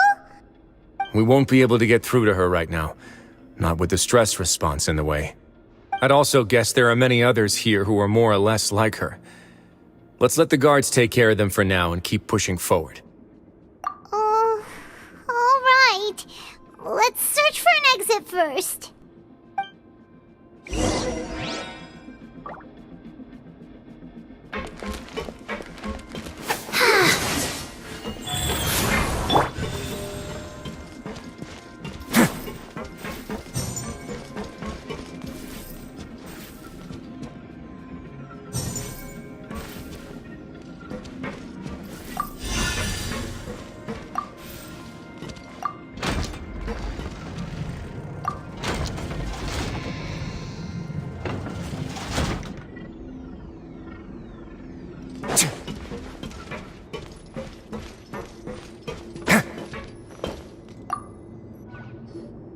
This seems to be something like a console. This is a surveillance terminal. The information collected by the surveillance ports we found previously will be sent here. I'm sure Dugier really enjoyed sitting here and making his people dance like puppets on strings. Oh, that makes Paimon even angrier!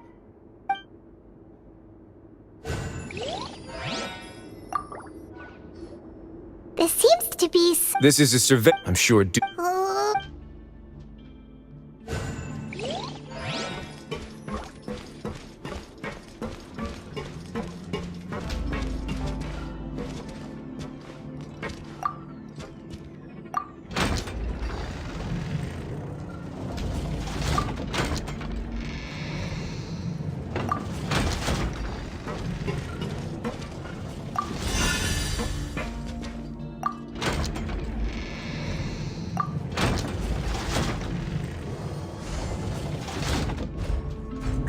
The door's open. Huh.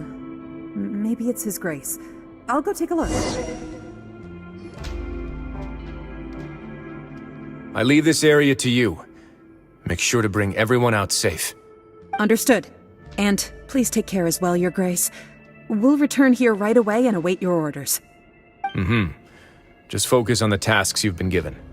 I already have reliable help over here. Let's go back.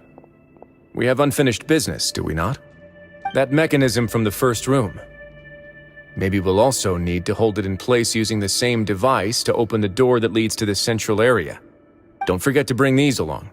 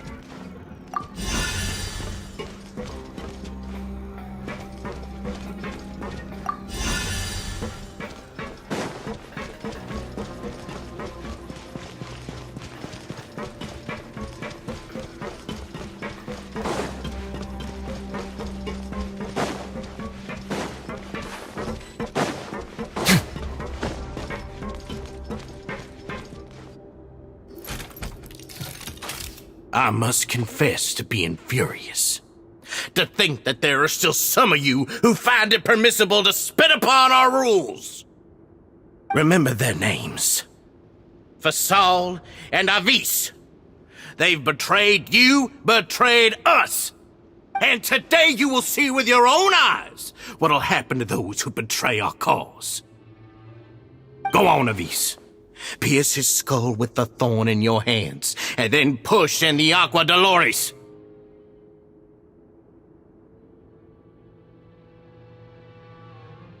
Of course, you will do it one drop at a time. Let it do its magic again, and don't stop until you've pushed all of it in.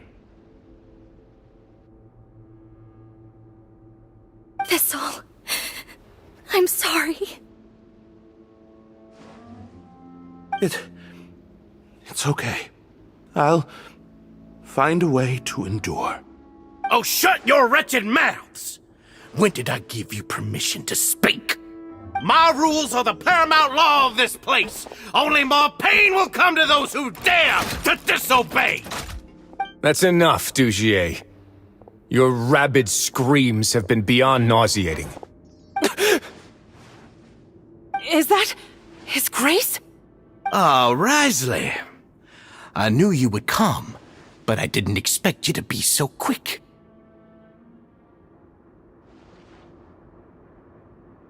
Must you still refuse to let me be? Did I not spell everything out for you already? What's so blasphemous about sharing a slice of the cake with me when you've already got the entire fortress at your feet? It would seem that you can't see the difference between sharing and looting. And on top of that, look at your people. Are they not starving as you wolf down your cake? You stop acting all high and mighty like some hero of justice! Have you forgotten? Nobody in this blasted fortress is innocent. We are all irredeemable monsters who have destroyed something that others held dear. What's so wrong about punishing those who deserve to be punished? It's what they've always deserved. And please, are you really gonna tell me that you care about their lives and well-being when you just need a supply of labor to keep this place running? Is it that all you need to keep your cushy life? Sadly, you're wrong on both counts. Unlike you, I've never seen them as currency. The fortress is not only a place for confinement, but also a place for rebirth. Just as people are free to give in to the darkness within their hearts, they are also free to seek redemption and a new beginning. Our bodies have limits, but our spirits will always remain free. They may have made mistakes, but they are still human beings with people and things that they cherish. And most importantly, they should always retain the freedom to choose their own path once they've reflected on their past misdeeds. But you're destroying their spirits with fear, taking their freedom away so that they'll become slaves who will never again feel or think. And you say that's what they've always deserved? You are nothing compared to them. He's really mad. You think me arrogant, Risley. Well, I think you're too young and naive. You understand nothing of this world. Nobody actually sees this fortress as any kind of just a wonderful place. See it for what it is. A dumping ground of pain and misery, irredeemable now and irredeemable forever! No prisoner will listen to you out of gratitude of their hearts. The whip is the only way to make them obey.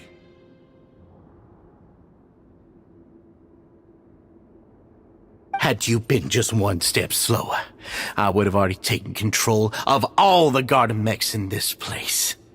Your vision gives you strength. But how long will it hold against these powerful constructs? You talk big, but in the end, you know nothing outside of power and control. In that case, let me give you a small taste of what real power looks like. On my way now.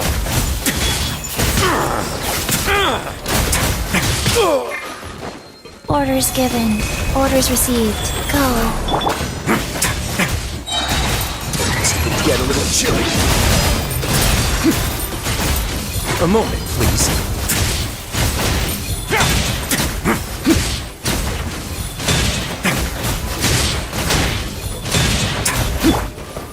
Gather!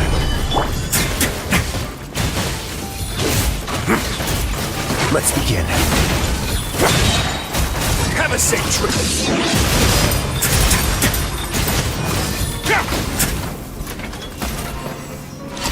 Life goes on.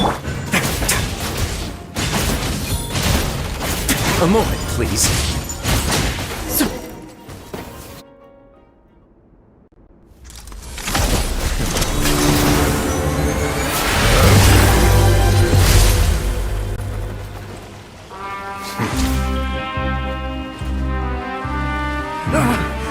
If you think fear can control everything, well then, terrify me.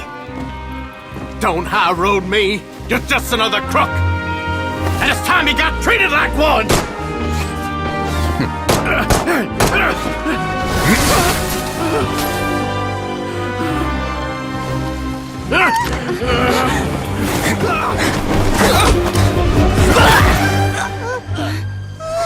What's the matter? Too scared to shoot straight? I'm warning you! Unauthorized punishment and torture are prohibited here! As the Duke, you should set an example! Funny how that slipped my mind. Well, from this point on, you can forget about that rule. The rules of the fortress are there to keep the likes of you in check. But if the Duke wants somebody dead, he needs no justification. Understood.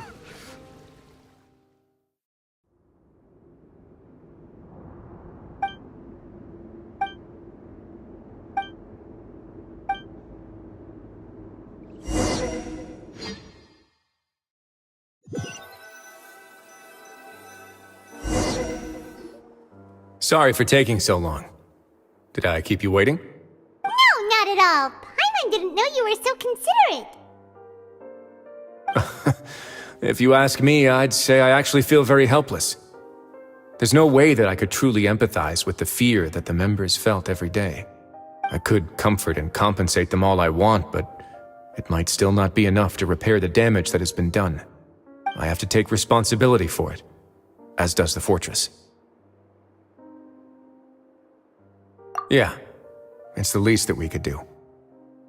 So, do you have a plan for how you're gonna deal with him yet? Oh, Dugier? I've already got an idea. For now, I think I'll do nothing. Huh? Why? I think it's a very fitting punishment for him to have to imagine the sorts of punishments that will soon be coming his way. He'll be left in the dark with regards to both the dates and the details of his punishment.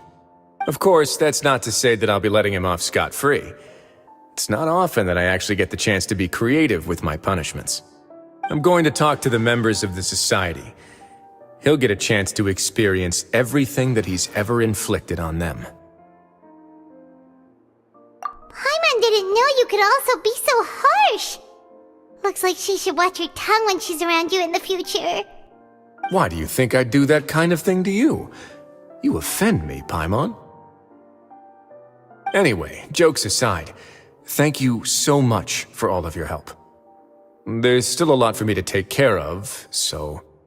How about this? I'll treat you to a meal in 2 days at the Coupon Cafeteria. We should have a better handle on things by then. No, Paimon's had enough of that place. Don't worry, it won't be the same old welfare meal. I'll make the necessary arrangements. Oh, then you've got yourself a deal.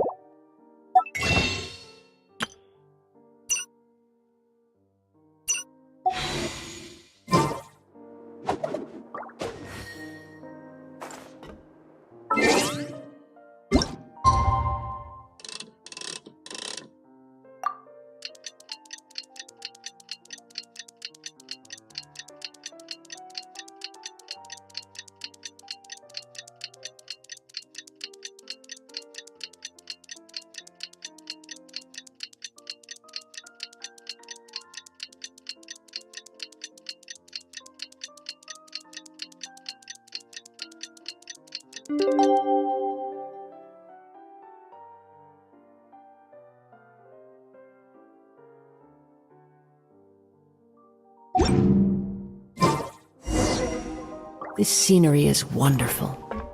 Surely enough to convince anyone to become a wanderer.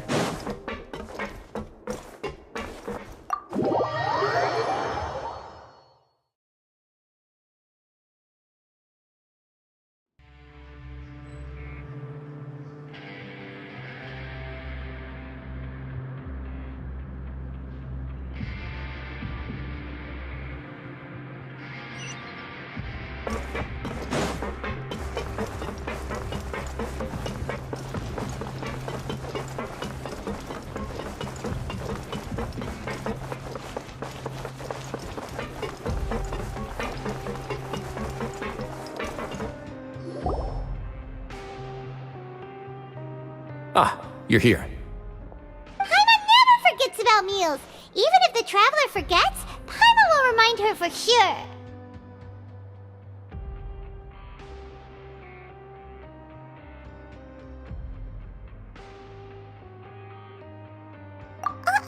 That's not what Paimon meant at all. Risley, you got what Paimon meant, right? I'm a little confused, actually. Hey, not you too! Jokes aside, I've got some good news. After taking a look, the doctors have let me know that it shouldn't be too difficult to extract the thorns, which means that everyone should be able to recover after a period of rest.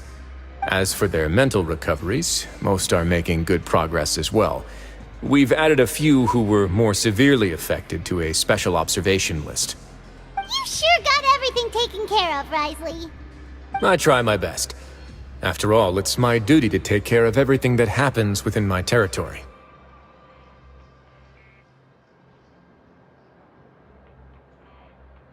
Please, go ahead.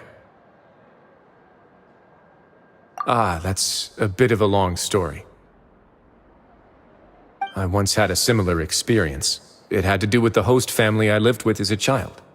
I was an orphan, adopted by a couple with a great deal of love in their hearts. I had many siblings, and we all adored each other. Once we were older, Mom and Dad would turn us over to be individually adopted by families of greater means, and go on to adopt more young children. They were perfect parents. Or so I thought. And then? And then, I found out we were merely raised as livestock.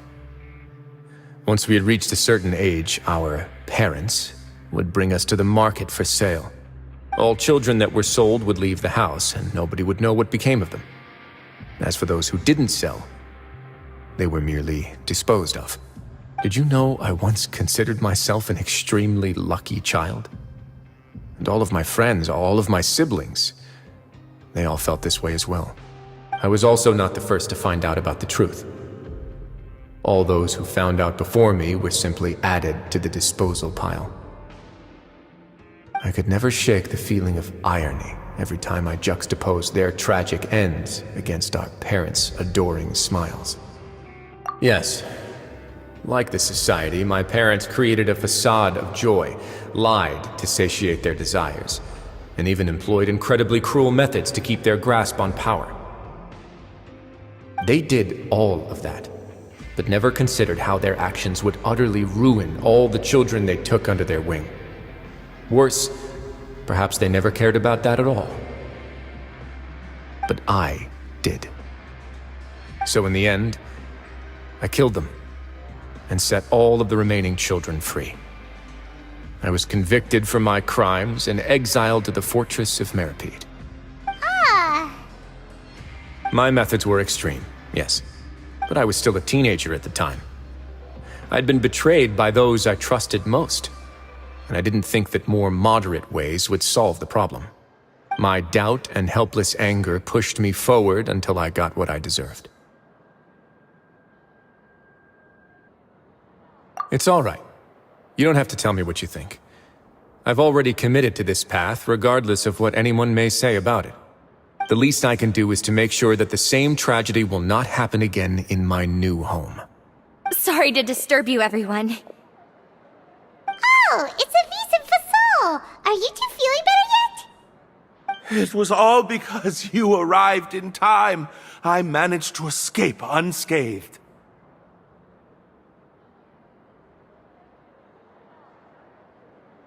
We came here on impulse today, because we were hoping that you'd be able to lend us a hand, Your Grace. Please, go on right ahead. I'll do my best to help. Within reason, of course. It's... I'd like to be wedded to Avis here at the fortress. You're getting married? Yeah, we met each other through the society and both fell into Dugier's trap. But even during our time there, we never doubted each other. We always believed that Dugier was manipulating us, trying to make us mistrust each other. And after this incident, we've come to believe that we've found the one for the rest of our lives. You could say we managed to make the best out of a bad situation. He didn't abandon me, and I didn't forsake him either. But we're still both prisoners, and we also aren't sure if the fortress is the best place to host something so celebratory. So we are just wondering, is our request a bit too out of line? You're right in that the fortress has never hosted a wedding before. But that's no reason to say no, is it? I'll help you make the arrangements. If you need anything special shipped in from the surface, just say the word. Oh, we can't thank you enough, Your Grace. We are actually also planning to stay here after the conclusion of our sentences. Yeah, we've already made tons of special memories here. So now, it'd be too hard to leave. And we have full confidence in the fortress's future with you at the helm, Your Grace. Your trust is the highest form of praise. Hey, loosen up a bit. Shouldn't you be the happiest man in Teyvat to hear that people would like to stay of their own free will? Yeah. I'll always take a genuine expression of faith over any obligation to obey.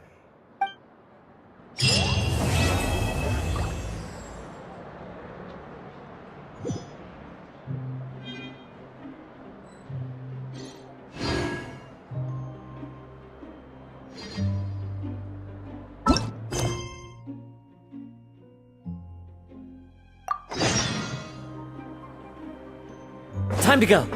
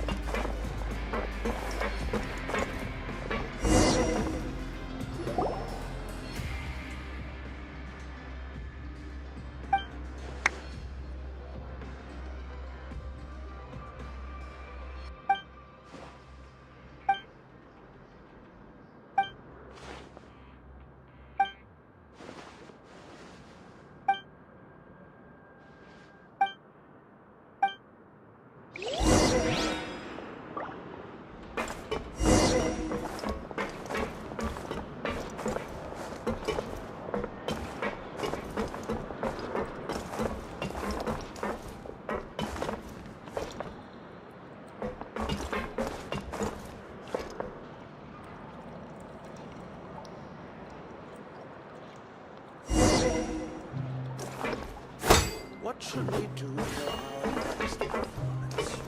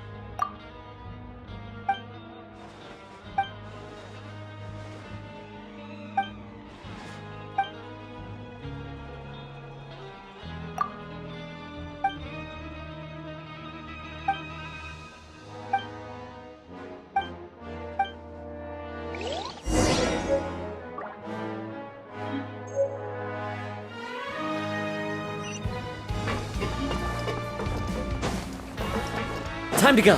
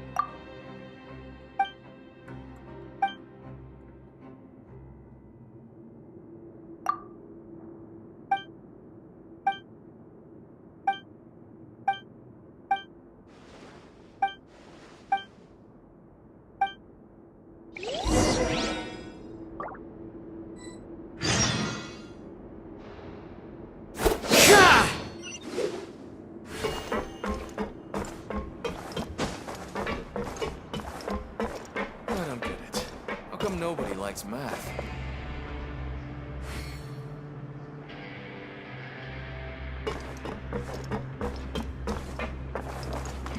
I follow the wind.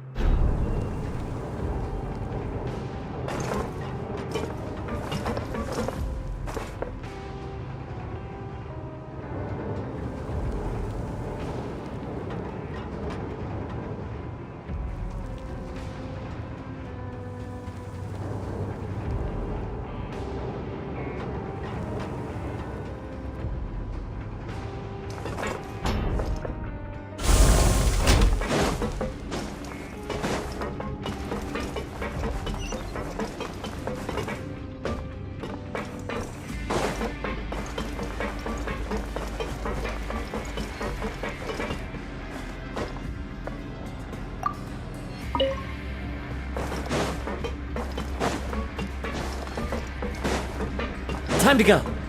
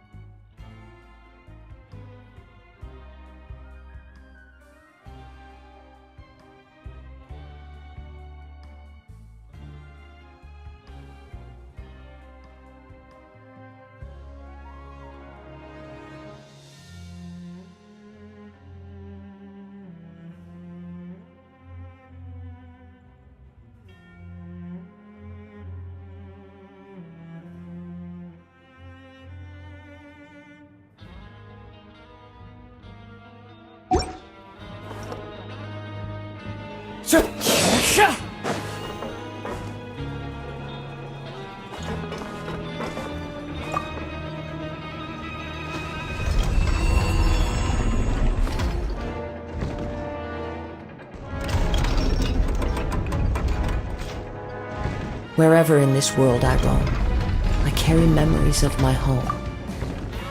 This blade, it is the last link I have to the land of my birth.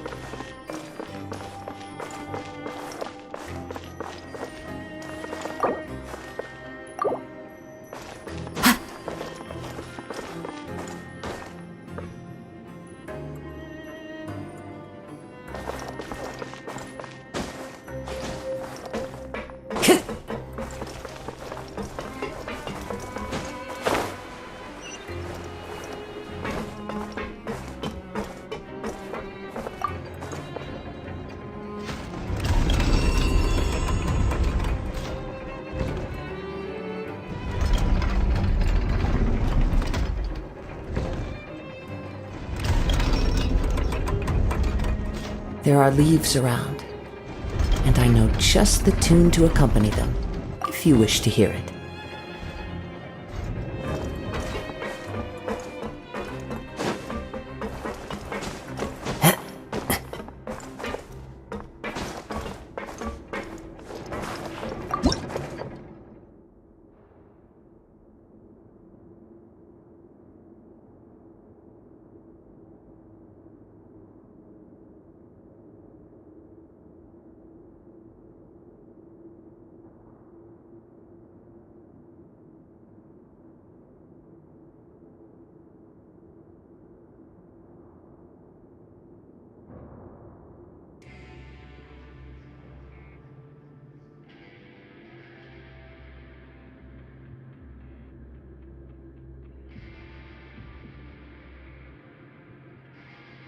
Wherever in this world I roam, I carry memories of my home. This blade, it is the last link I have to the land of my birth.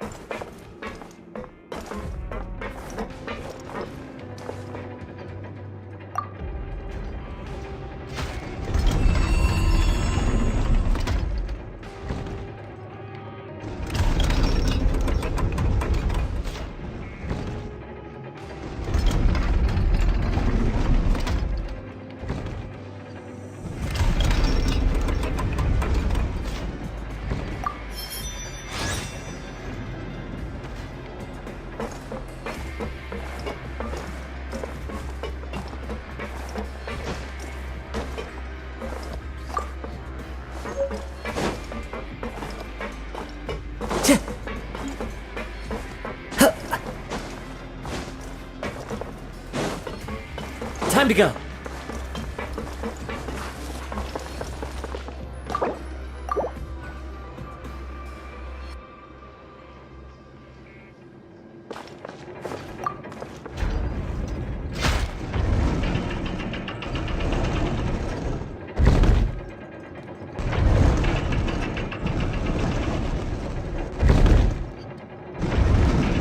There are leaves around, and I know just the tune to accompany them, if you wish to hear it.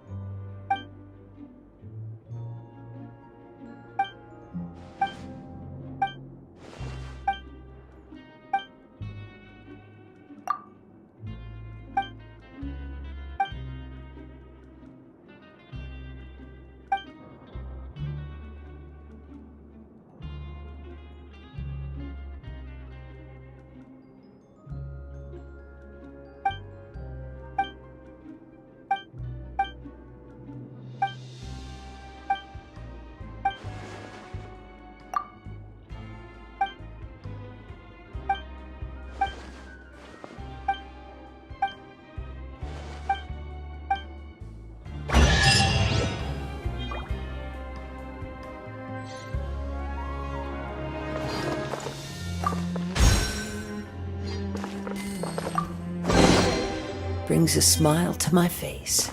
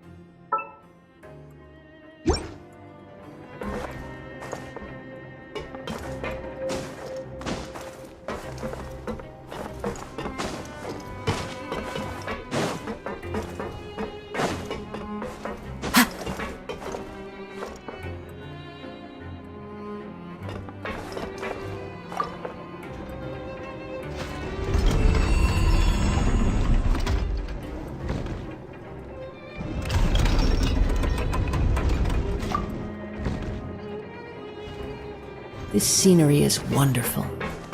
Surely enough to convince anyone to become a wanderer.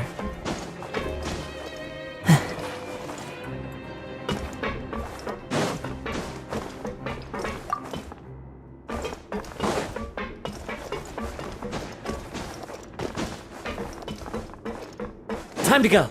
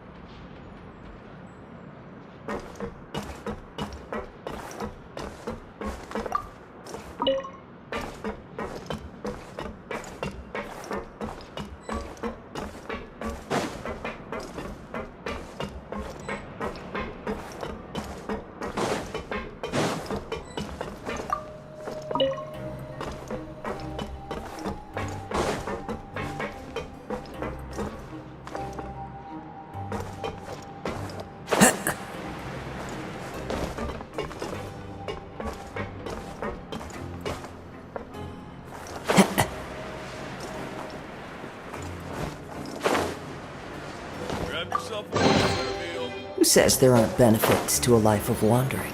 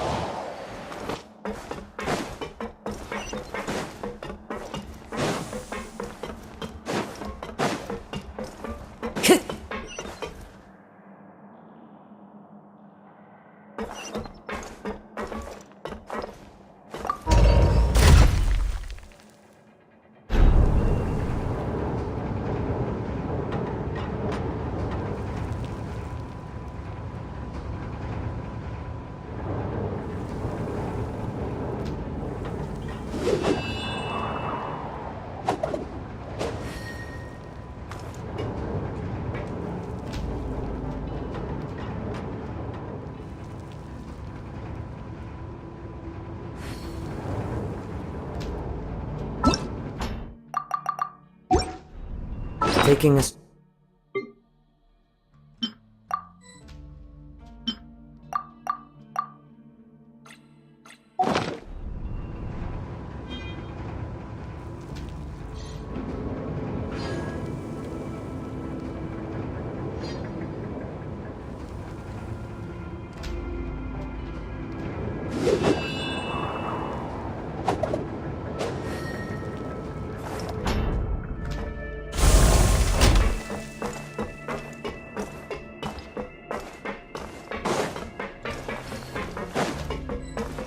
Time to go.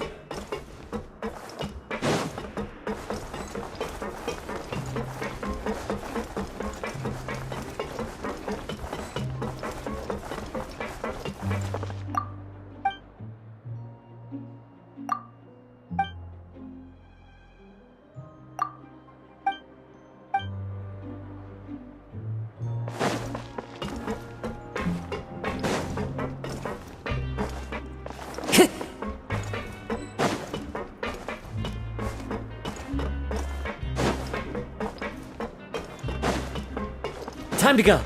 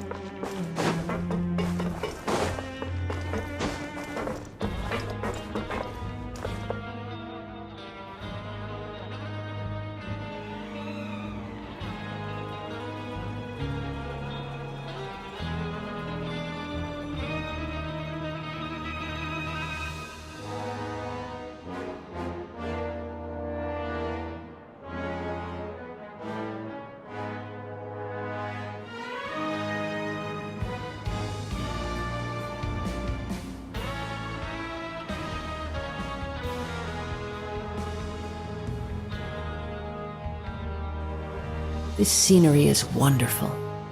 Surely enough to convince anyone to become a wanderer.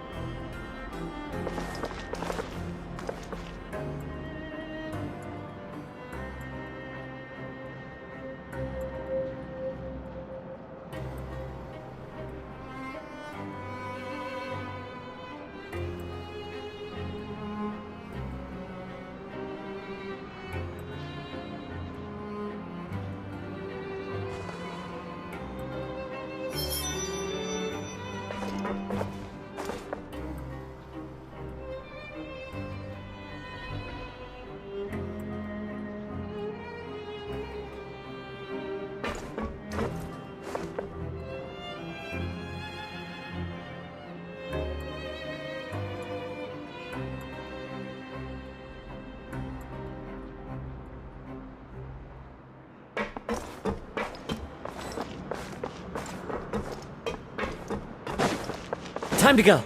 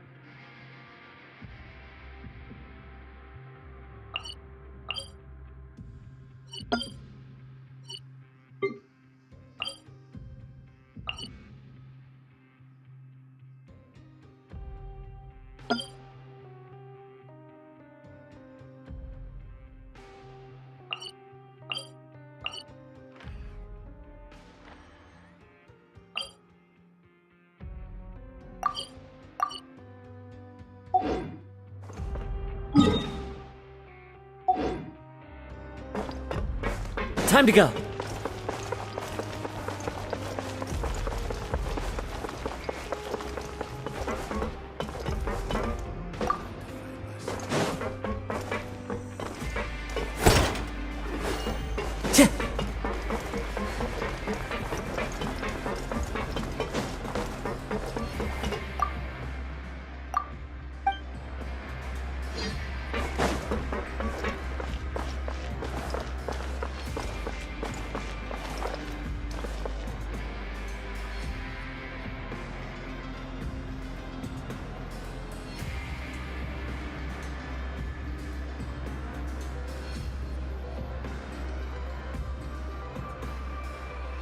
There are leaves around, and I know just the tune to accompany them, if you wish to hear it.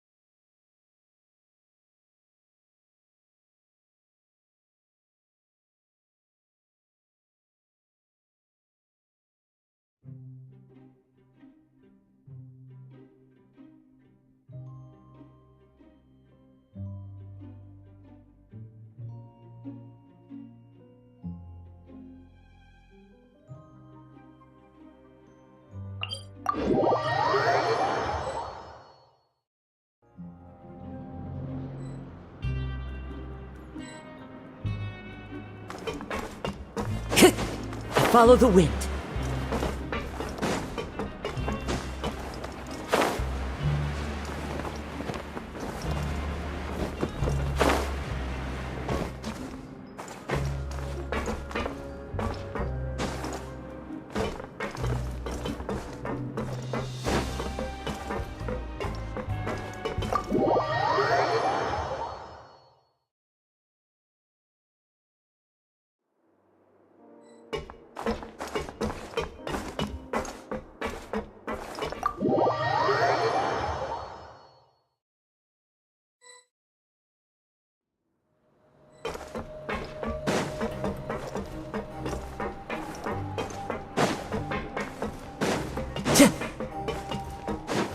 Time to go.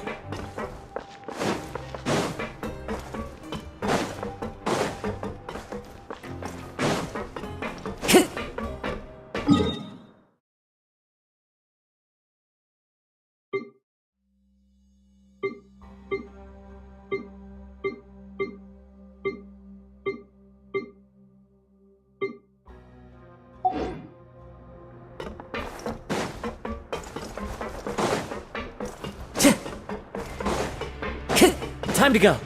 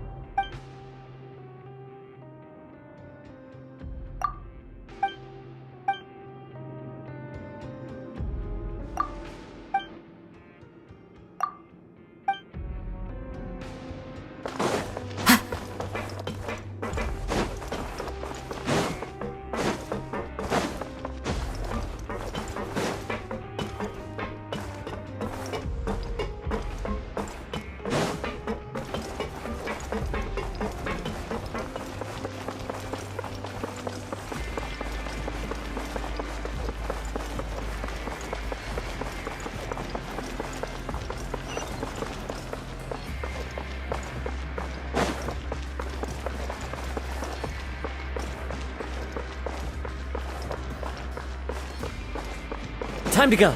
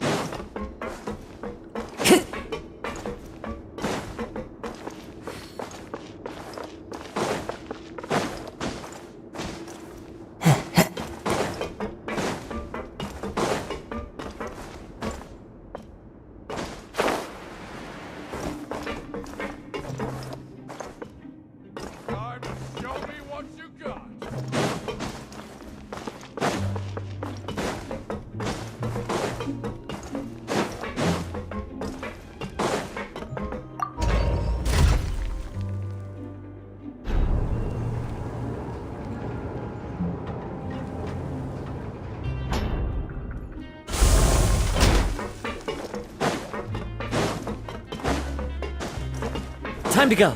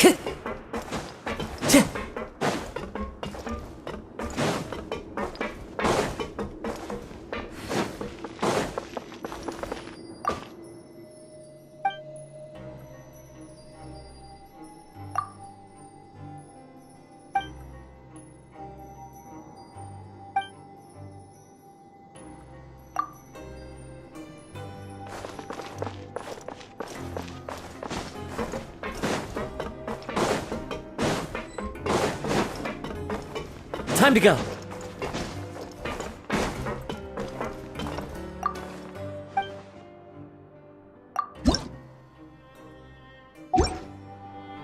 I don't get it. How come nobody...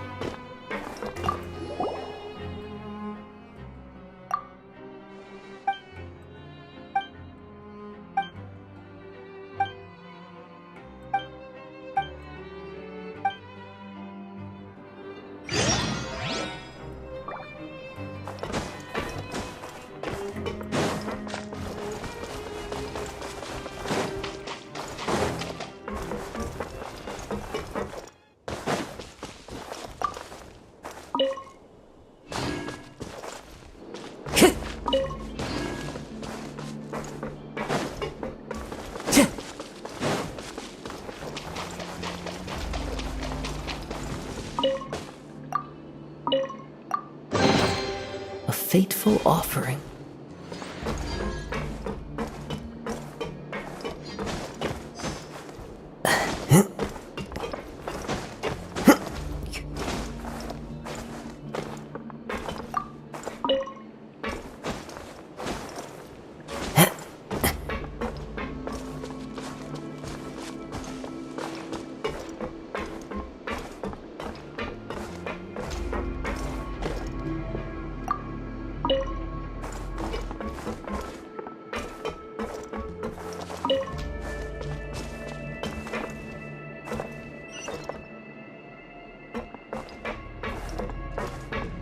I sure hope everything goes smoothly. I can't be dealing with any funny business.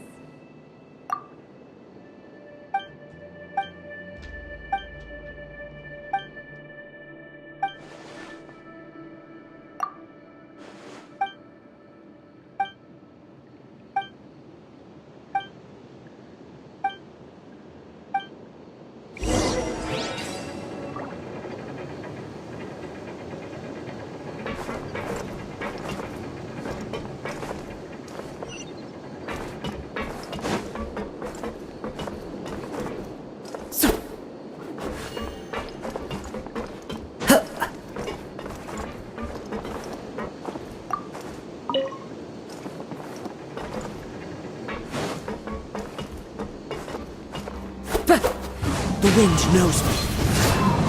I follow the wind.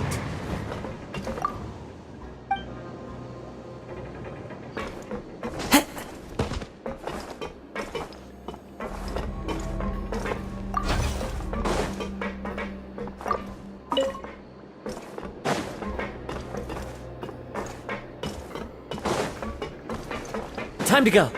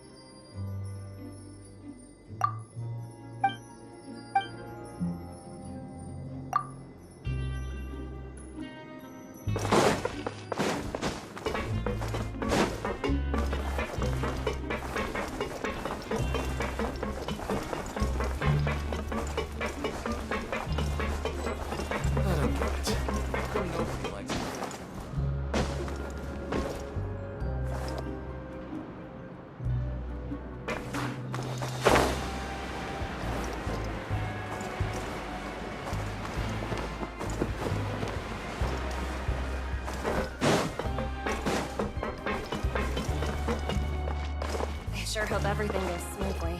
I can't be dealing with any funny business.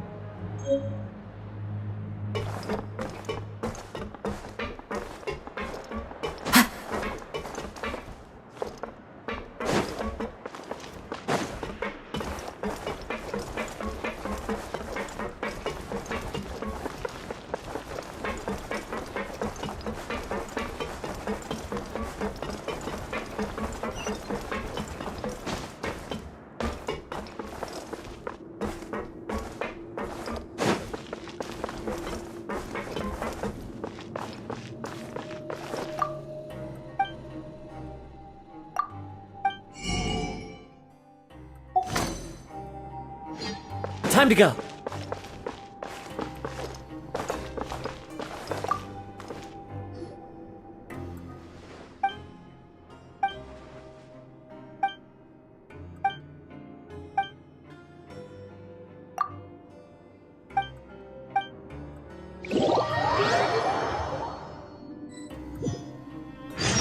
You are not welcome here. One with nature. This is order. Solidify! Fallen leaves, adorn my night! Into the wind! Here come the fireworks! Rise.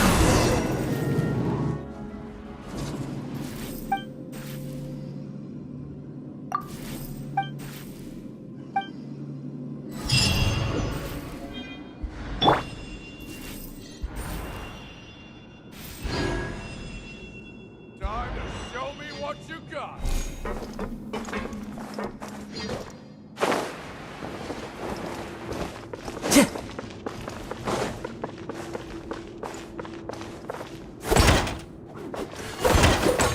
One with nature.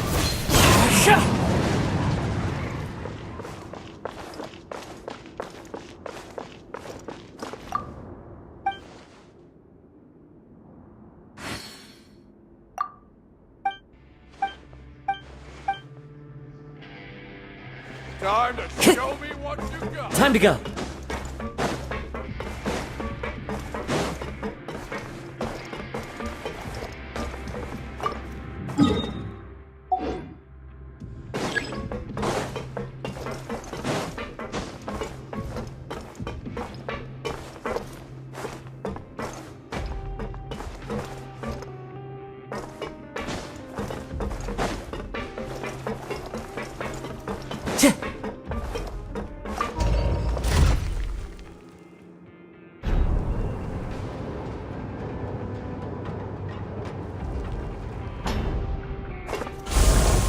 Time to go.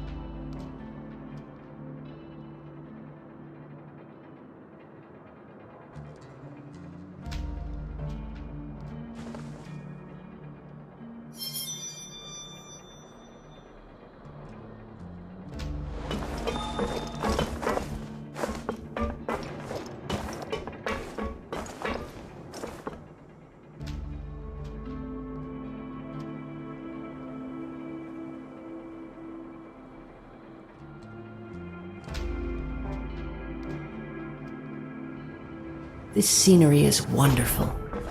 Surely enough to convince anyone to become a wanderer.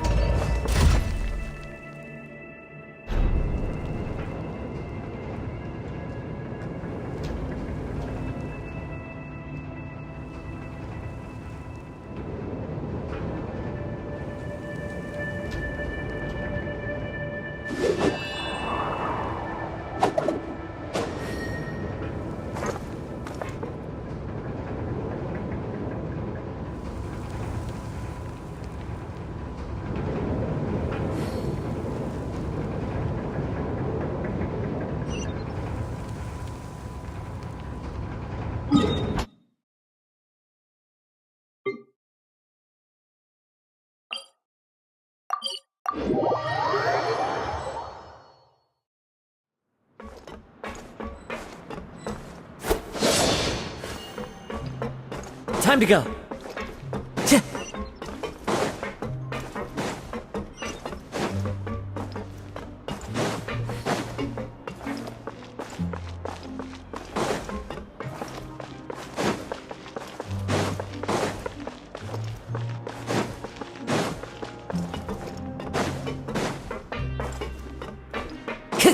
Time to go.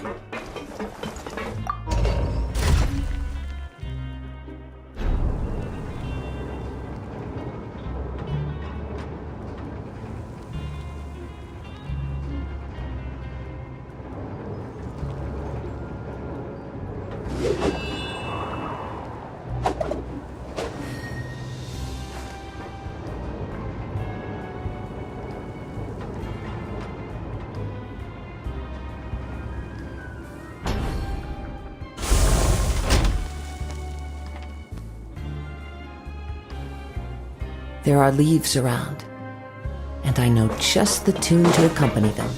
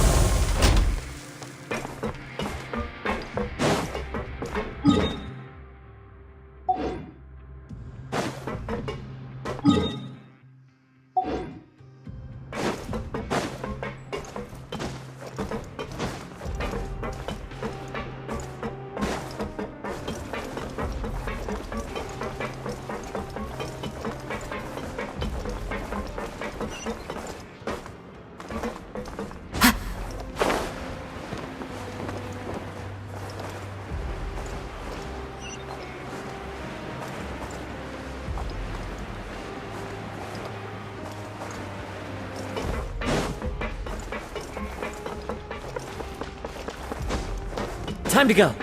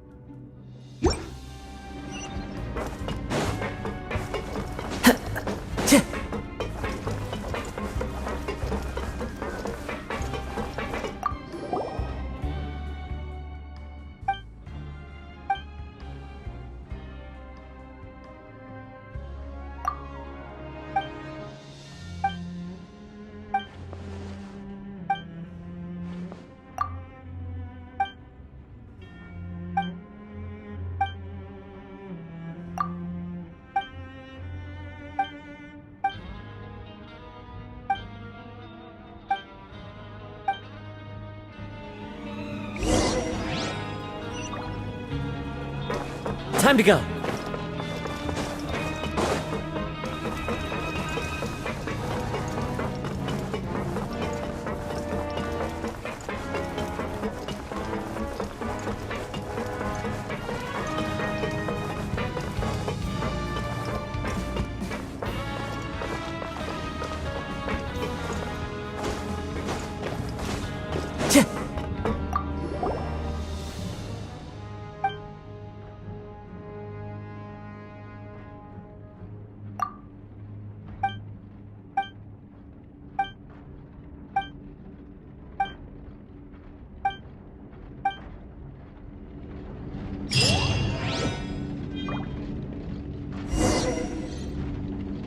Time to go.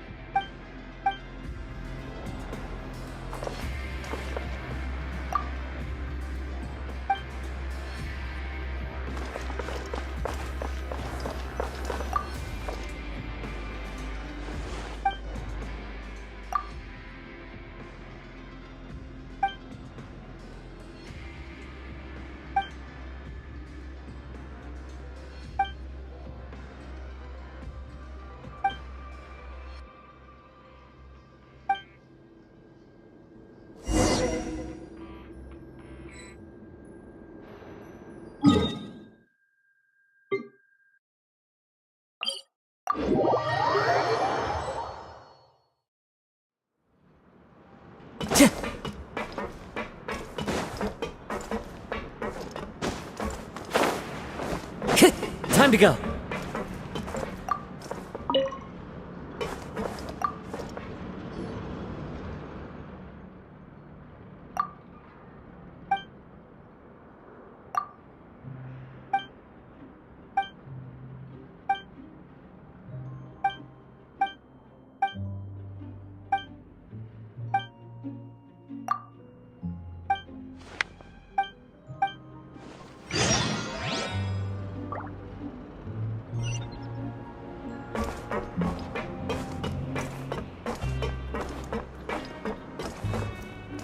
I don't get it.